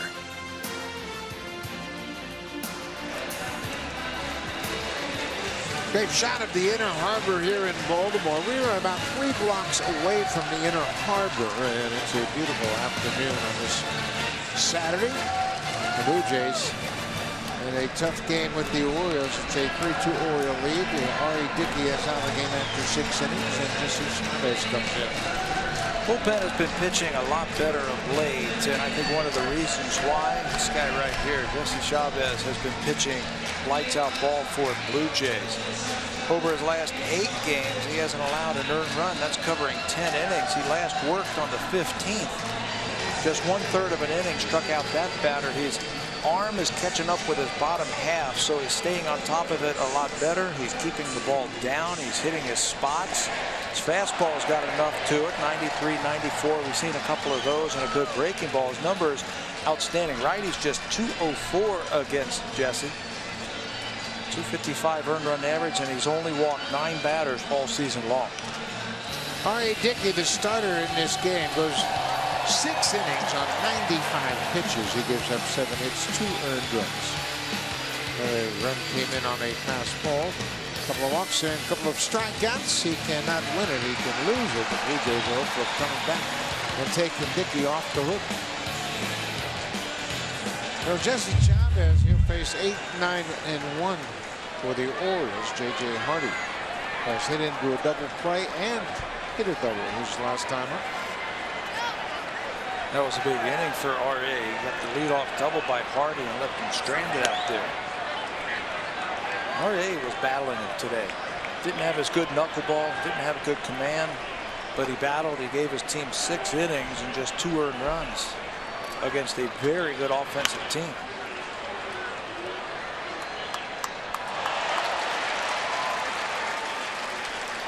J.J. Hardy behind 0-2 quickly.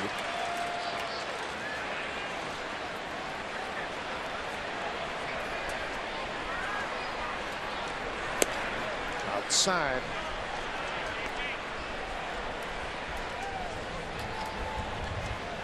Brad Brock has thrown the ball very well, and he was the man that Encarnacion hit the home run off of at Rogers Center for the walk-off home run in the second game of their 4-game series in Toronto. Doesn't look like you'll have a chance to face him this afternoon. Encarnacion made the last out last inning.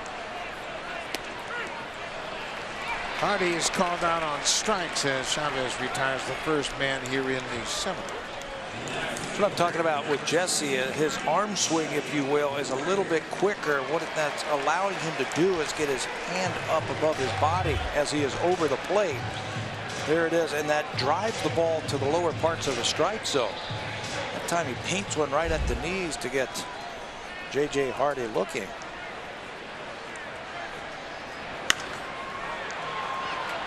High fly ball to right, Carrera calls for it. He makes the play. 2-down. He has been pitching better. Jason Grilli has been put into that bullpen, and he has been pitching better. Drew Storen's pitching better. Everybody knows about Osuna, so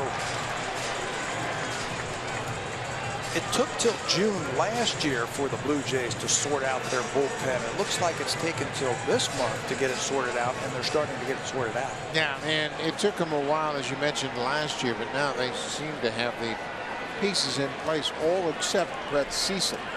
And he's a very important part of their bullpen. They need him back. He threw yesterday, but they're really not sure how long it's going to take for him to get back out on the field.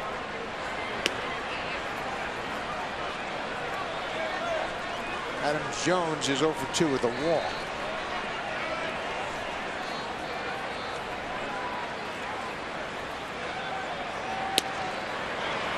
Went around.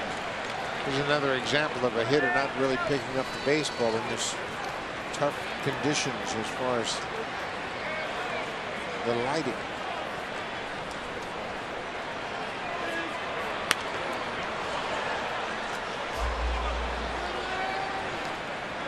Not much that the lights can do. They actually have the lights on here at Camden Yards, but it's not going to help. Not with the shadows and the bright sunlight. You just hope that they throw you a fastball in the inner half so you can see it and do something with it.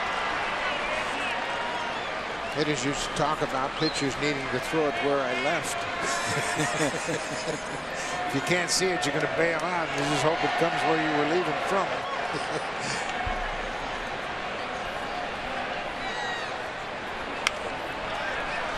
step back over the screen into the seats. That was a pitch he could hit right there. That was a curveball that stayed in the middle of the plate.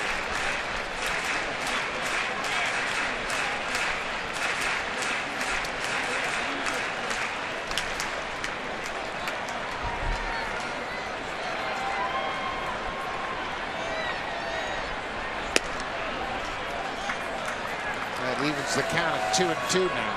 Chavez in relief of R.A. Dickey. Struck out Hardy and got Rickard to fly out to right.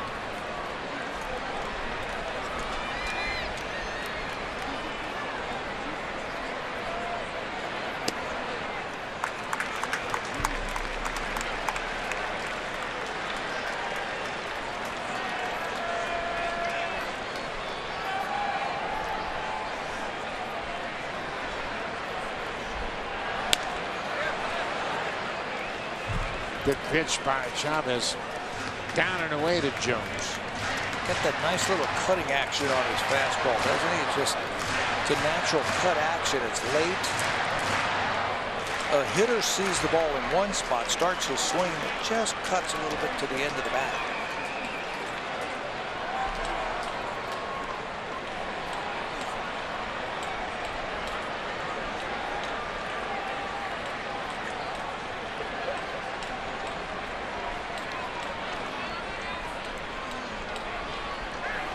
Chavez had a pitch on his mind and probably never got to it, so they'll talk about this next pitch to Adam Jones.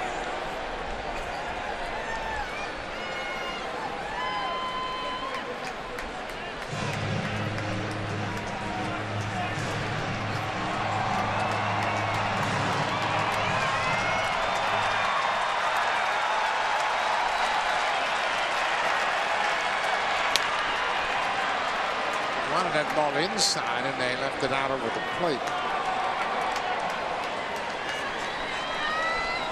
This is the 8th season for Jones here with the Orioles. He was acquired in a trade in February of 2008.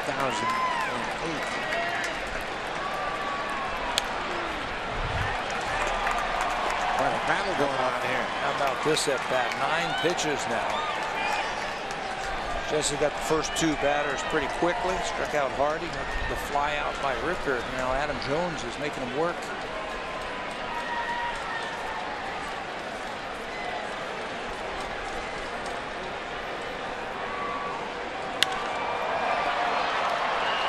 High fly ball to right. Carrera.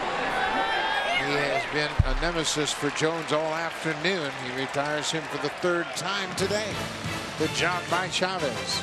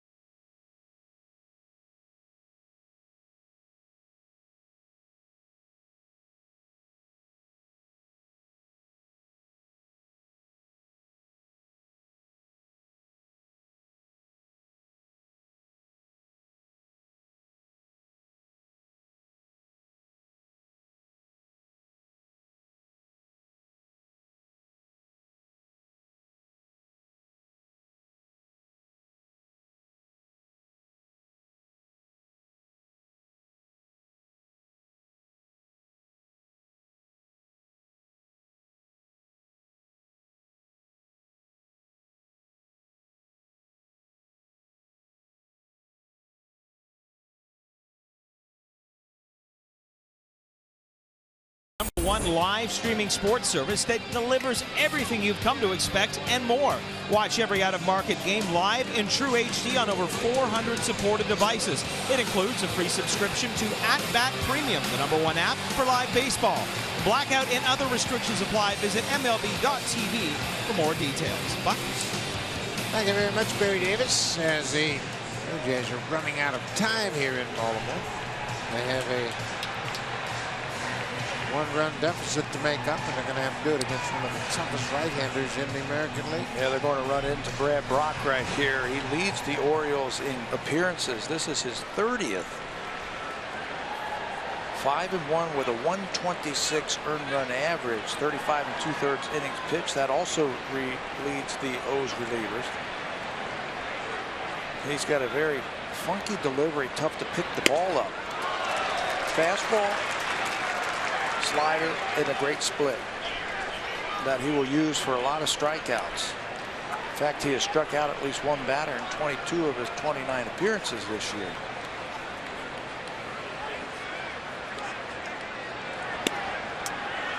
Brad Brock, now 30 years old. He's 6'6", and that adds to that challenging delivery. Creates a nasty angle for hitters. This is his 3rd season with the Orioles. He was acquired from San Diego in exchange for a minor league pitcher, Devin Jones, November of 2013. Sounds like the Orioles won that trade. Brock has taken over in the 8th inning now for Darren O'Day, who is still on the disabled list.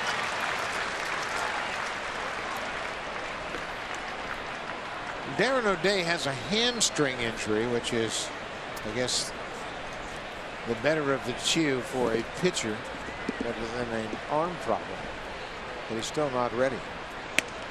Inside, Saunders works the count to a 3-2 count. Doing it again. Look at all the pitchers that Michael Saunders is seeing now against Brad Brock. Getting a lot of information from him.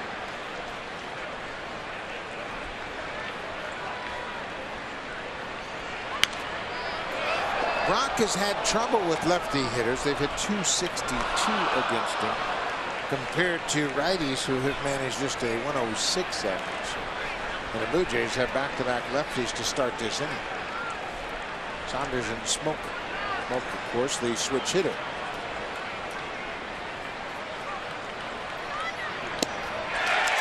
Saunders strikes out.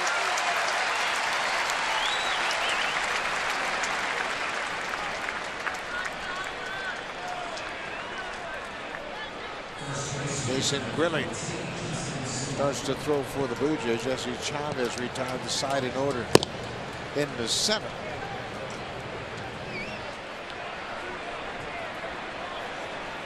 Justin Smoke is glad to see Giovanni Gallardo out of the game. He struck out twice against Gallardo. Falls behind here against Brock. Brock doesn't have the type of curveball that Gallardo had. That was the pitch that was giving Smoke a lot of trouble this afternoon, that slow curveball. Brock is more, everything is fast, hard fastball. It is at 94 and a good split. A little bit different than the curveball. So see how Smoke can adjust to the different type of pitches he's going to see this afternoon.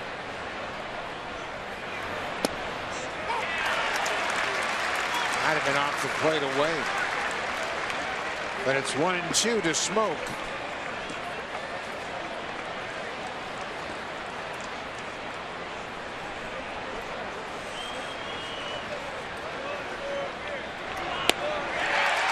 Smoke strikes out for a 3rd time this afternoon. He heated him up. Gallardo was throwing him a lot of slow curveballs. Brad Brock just kept that fastball away from him. Tails just a little bit. He puts it in a good spot. Justin Smoke comes up empty.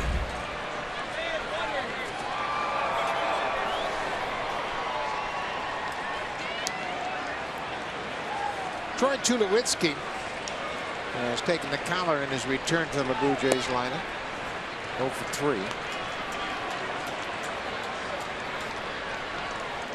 Tulowitzki's had success against Brock. He's 3 for 4 against him.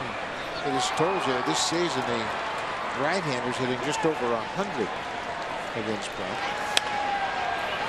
Right off the end of the bat, Brock will make a barehanded play in time to retire Tulowitzki. Brock got a piece of it, slowed it down. But the Orioles are retired in order in the 8th. We're going to the bottom of the 8th. Now time for a Blue Jays Central update. Here's Hazel May and Greg Zorn from the Samsung broadcast studio.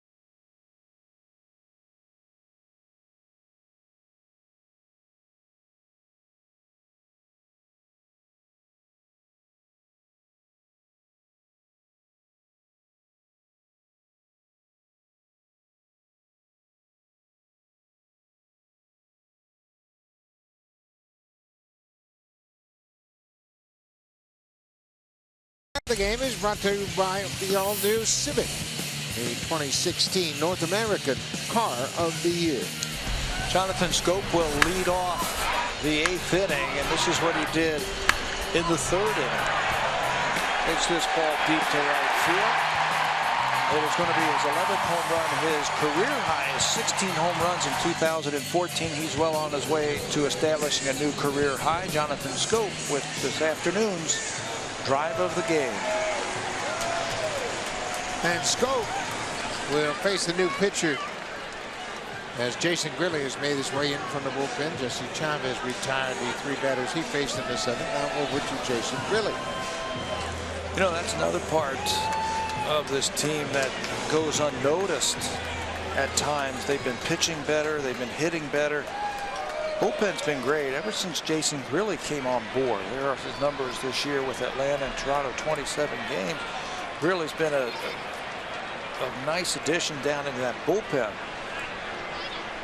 He still has plenty of fastball. He's got a lot of savvy because he's been around for so long. First big strike to Schoop.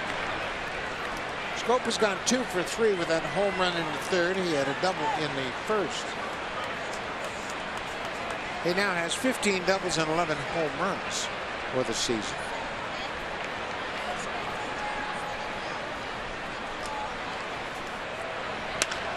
That's off the end of the bat, and that's going to drop for a hit.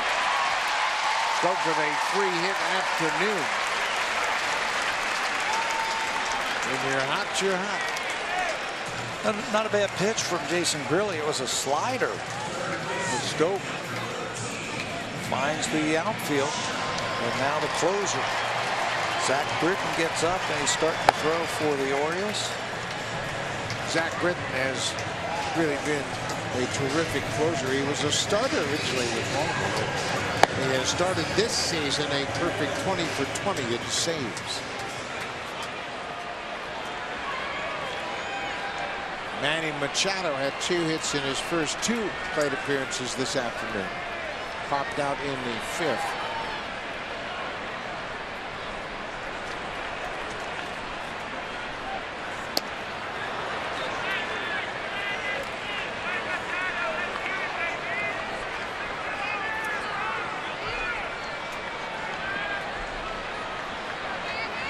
Jason Grilli was acquired by the Blue Jays on May 31st.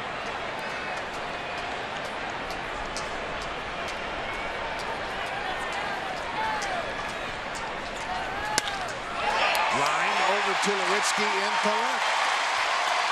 Schoop is headed to third. Machado has his third hit of the day. And Gurley has given up back-to-back hits here in the eighth. It's a tough combination. Schoop and then Machado. They have been on base 6 times now with 3 extra base hits. Machado waves at a breaking ball his first pitch and then gets another pitch out in front of him. Lines it just out of the reach of Tulowitzki. Orioles trying to get an add-on run in the 8th inning to make it a little bit easier in the 9th inning. Manny Machado. It's a pretty good pitch. He has a 3-hit game.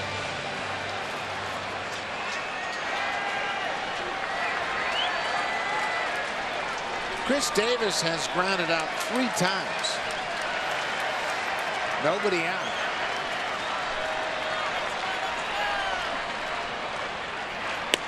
Inside.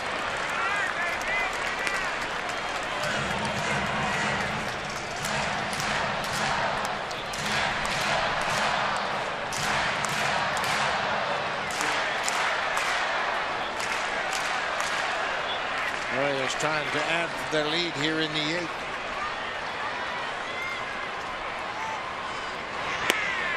Inside. Infield, excuse me, Buck, is in. They can't afford to give up any more runs. This is dangerous with Chris Davis at the plate. He hits the ball as hard as anybody in baseball. And if there is a ball on the ground, you have to watch what Schoop does here at third base. If he freezes, the Blue Jays are going to have to make a decision. Should they try and turn 2? Breaking ball for a strike. It's now 2-1. If there's a ground ball to Devin Travis, this is going to be interesting because Tulowitzki is in the shift. And if they hold the runner at third and go for 2, it's going to be an interesting type of turn as Tulowitzki is going to have to go back to the base. Almost like a second baseman and catch that throw.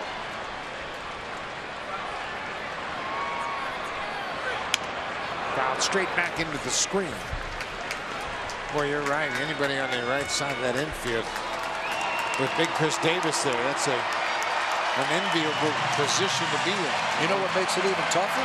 The sun. The sun's right in their eyes. They're looking right into that direction of the sun. It serves as a distraction, just like a white light hanging over your eyes.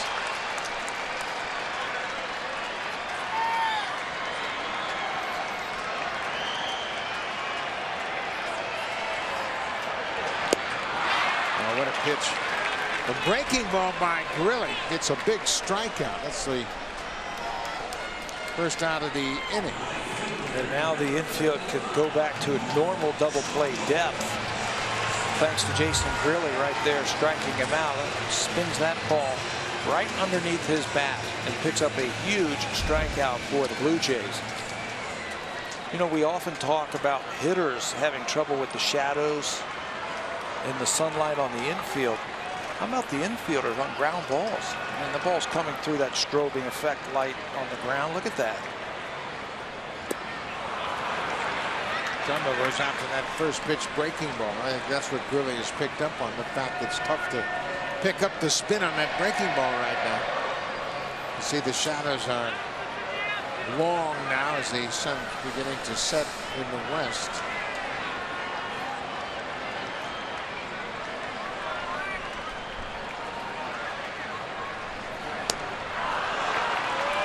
Jumbo's not even close to that, chasing those breaking balls down and away.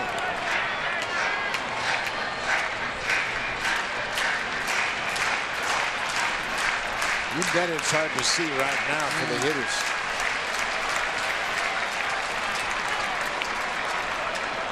No fastballs. All breaking balls right now.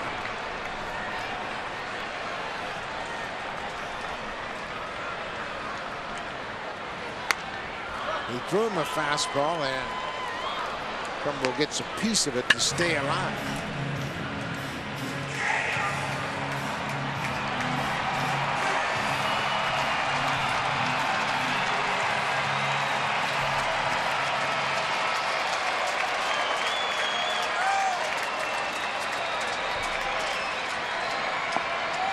He's got him set up for another breaking ball now. So he's going to slide to the inside. That's a fastball. He missed away.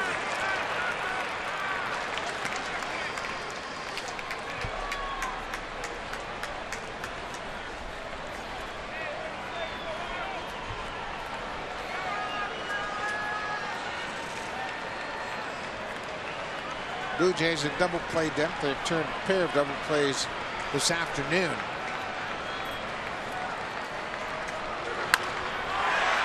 Fly ball into shallow right. Long run for Carrera. It's off his glove. Scopes in to score, and they'll get a force at second. But the run comes in. Carrera was deep in the outfield. He got a piece of it with his glove. It went off his glove for the force out. But he picks up an RBI. Trumbo does. That's his 51st. He had a long way to go for that ball. He was playing deep, respecting that power from Trumbo. And here comes Carrera, just off of his glove. Now he doesn't panic. Picks it up with his bare hand, surveys the infield, and sees that Machado is back at first base. So he calmly picks up the play at second base and gets a big out. Unfortunately, picks up a big run. Yeah, they pick up a run. A 2-run lead for Baltimore now, as the catcher Matt Wieters will bat left-handed for the first time this afternoon.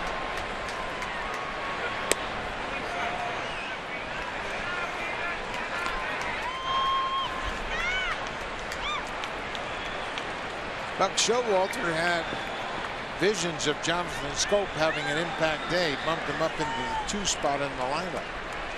3 hits, 3 runs scored. He's hit a double and a home run.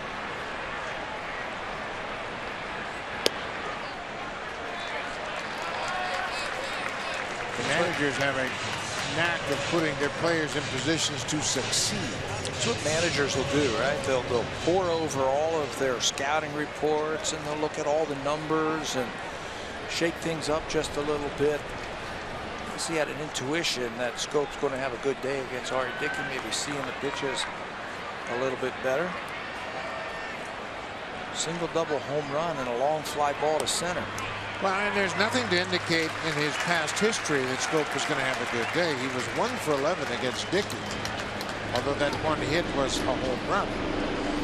Buck Showalter said, you know what, he feels like a 2-hitter today. You know, we had that discussion with him when we were talking to him about the feel for the game. And you can't always manage going off of the numbers. You take a look at what he has been doing in batting practice, or what his games have been like, and you use your intuition, and you say, I think he's going to have a good game, and it makes a lot of sense to put him in that number 2 hole, and it's worked out for him.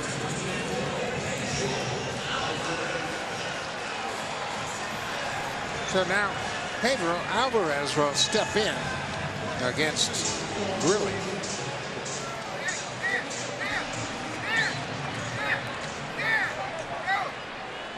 It was Alvarez last Sunday that had a sac fly in the 9th that made it a 1-run game. He just missed hitting a grand slam off of Grilly. As you see Nolan Reimel taking over as the pinch runner for Trumbo at second.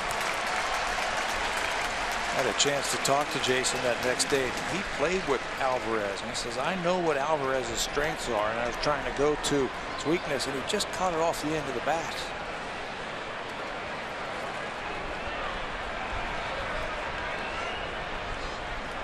Two outs. Beginning to chase that pitch down and away. They were teammates in Pittsburgh, Alvarez and Grilly. And Grilly was there when Alvarez led the National League in home runs.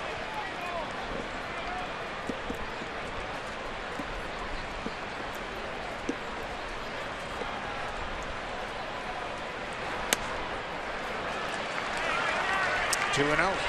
Totally out to the mound. Chad Girardo, the lefty, loosening up for the Blue Jays.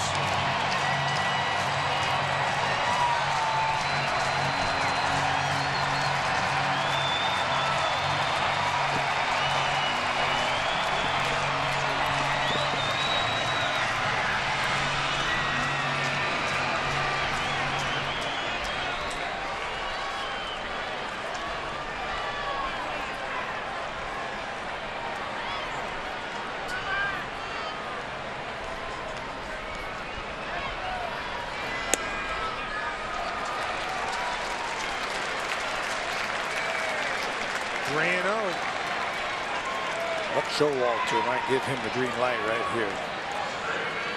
He's a very good low ball hitter. And he's a very good fastball hitter. He might let him swing away and see if he can get 3 runs with 1 swing.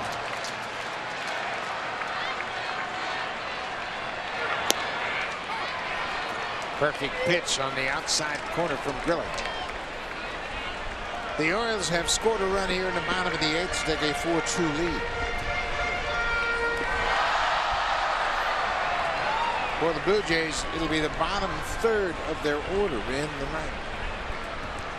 Pilar, Travis, and Tolley, the scheduled batters.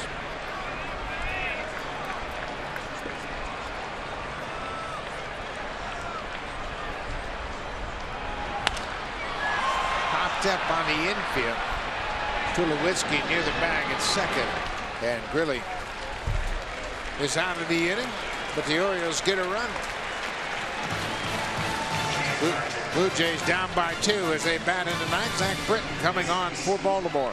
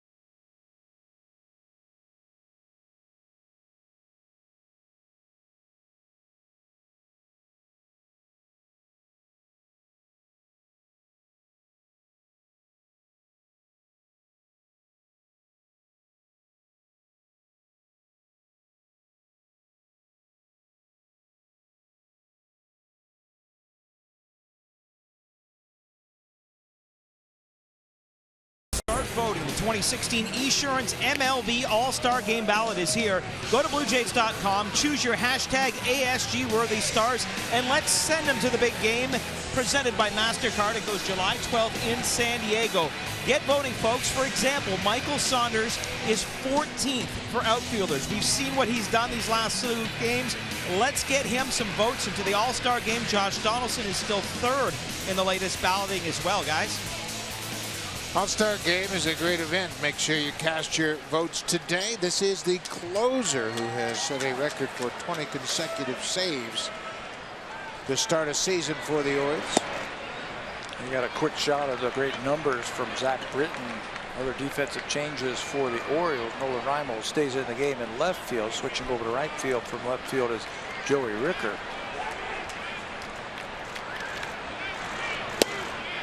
But batters have not been able to figure out Zach Britton this year. There's Joey Rickard in right field. You saw the great numbers. Lefties hitting just .050 against him. No secret, just hard fastball that sinks. It's a heavy, heavy type of ball that's tough to get up into the air. Right-handers batting 149. They're not doing much better than the lefties. And that's a 128 average combined. That's first among qualifying major league relievers this season. Haven't been able to figure them out yet. Britton has 93 career saves. Looking to become the 5th pitcher in club history to record 100 saves.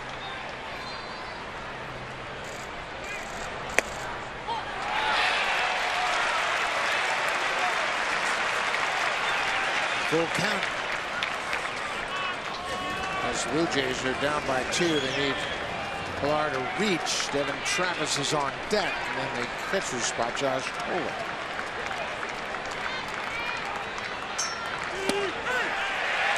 Strike 3 caught. And Pilar expressing his displeasure with Iasonia.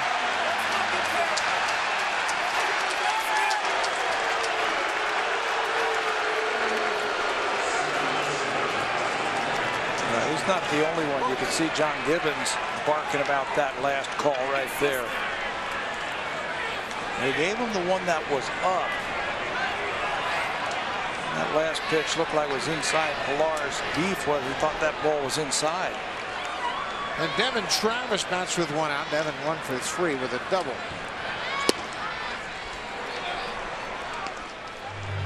Britton throws very hard. He's got a lot of movement on it, and this ball is cutting inside. Pilar thought it was ball 4.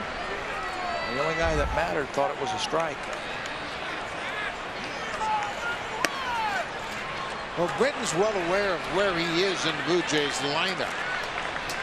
He got his eye on Donaldson and Encarnacion. He didn't want to get any of these guys on base. Yeah, he doesn't want to walk anybody, so what does he do? Falls behind 3-0 to Pilar, and he's 2-0 to Devin Travis now. 3-0.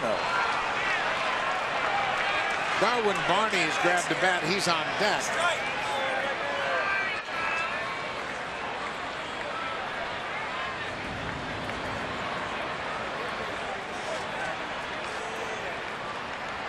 Rio pitch.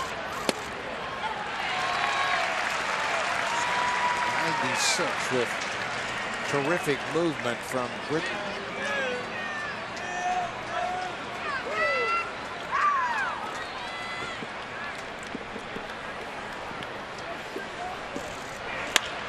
Base hit for Devin Travis. He's aboard. So the Blue Jays will have the tying run at the plate. Second hit of the afternoon for Travis.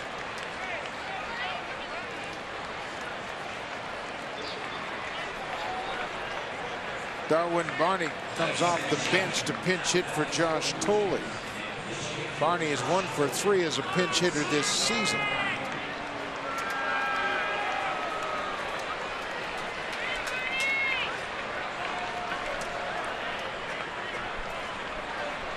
First time Barney has faced Zach Britton.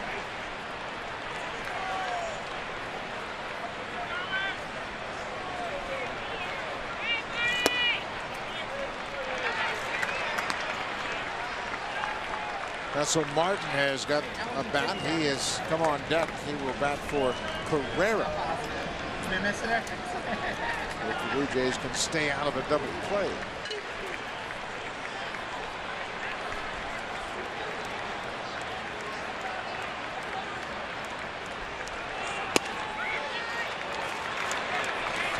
Matt Wheeler's going to take a trip to the mound. Yeah, he's fallen behind all 3 of these hitters. He last worked 4 days ago in that series in Boston, so he's well rested. He actually threw an inning and 2/3 in that game, had 4 strikeouts, and picked up that 20th save. So he's well rested, but right now he looks a little rusty. Yanked that last pitch. Through 22 pitches in an inning and 2/3. In Boston. 2-0. Not close. With each ball, it gets closer and closer to Donaldson and Encarnacion. And how big is that 3-2 pitch now to Pilar? Huge.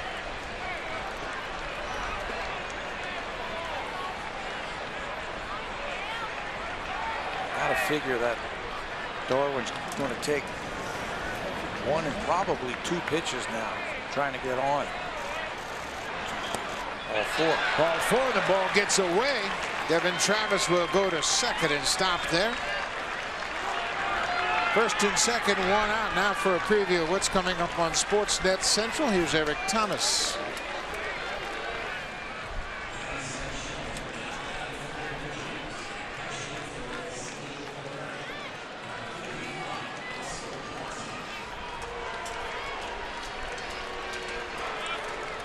Thank you, Eric. That's Dave Wallace, the pitching coach, out to try to help Britton find the strike zone here. And he's got to deal with Russell Martin. Martin batting for Carrera. Trying to keep the line moving here. Yeah, you just hope that you get to your hottest hitter. Russell has come up big against some big closers already this year. Craig Kimbrell, if you remember that at bat, that helped him win a game back at Rogers Center. The Blue Jays are down by 2. Zach Britton, the closer, has not blown a save since last September at Tampa Bay. He saved 22 straight. Right now, he's really struggling to throw a strike. Martin is 0 for 3 this season as a pinch hitter. But Russell's been swinging a hot bat. Keyhole him. That means swing at one pitch. Whatever, if you like that ball down and you like it out over the plate, that's the only pitch you're looking for.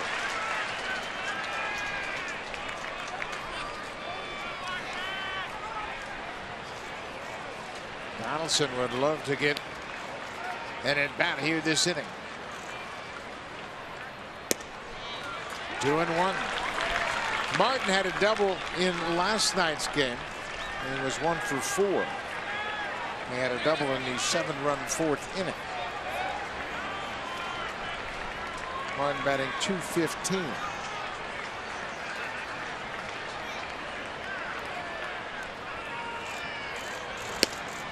Three and 1.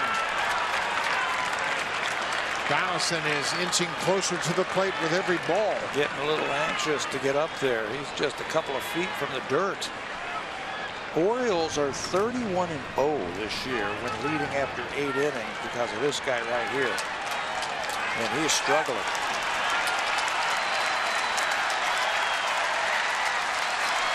Three and 1, 1 out. Runners at first and second.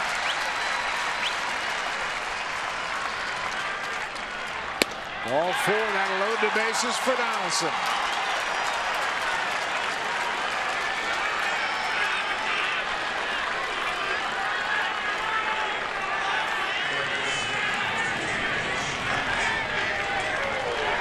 As a manager, what do you do here? Yeah, you got to let Britton finish up this situation. He got himself into this mess, and you got to show confidence in him. He's been perfect this year. Josh Donaldson stepping in with the bases loaded. He has 2 grand slams this season.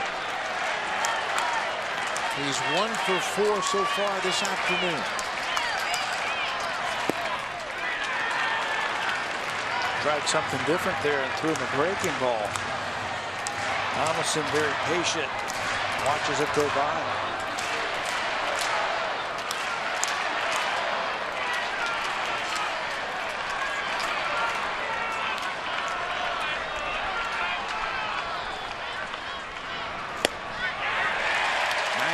On the corner. Britton has allowed just 1 home run this season.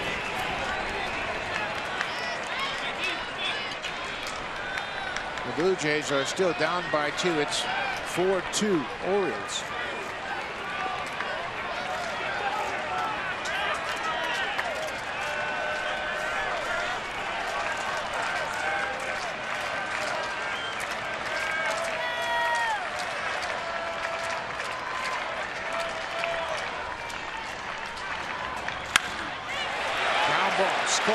To Hardy, back to first, double play.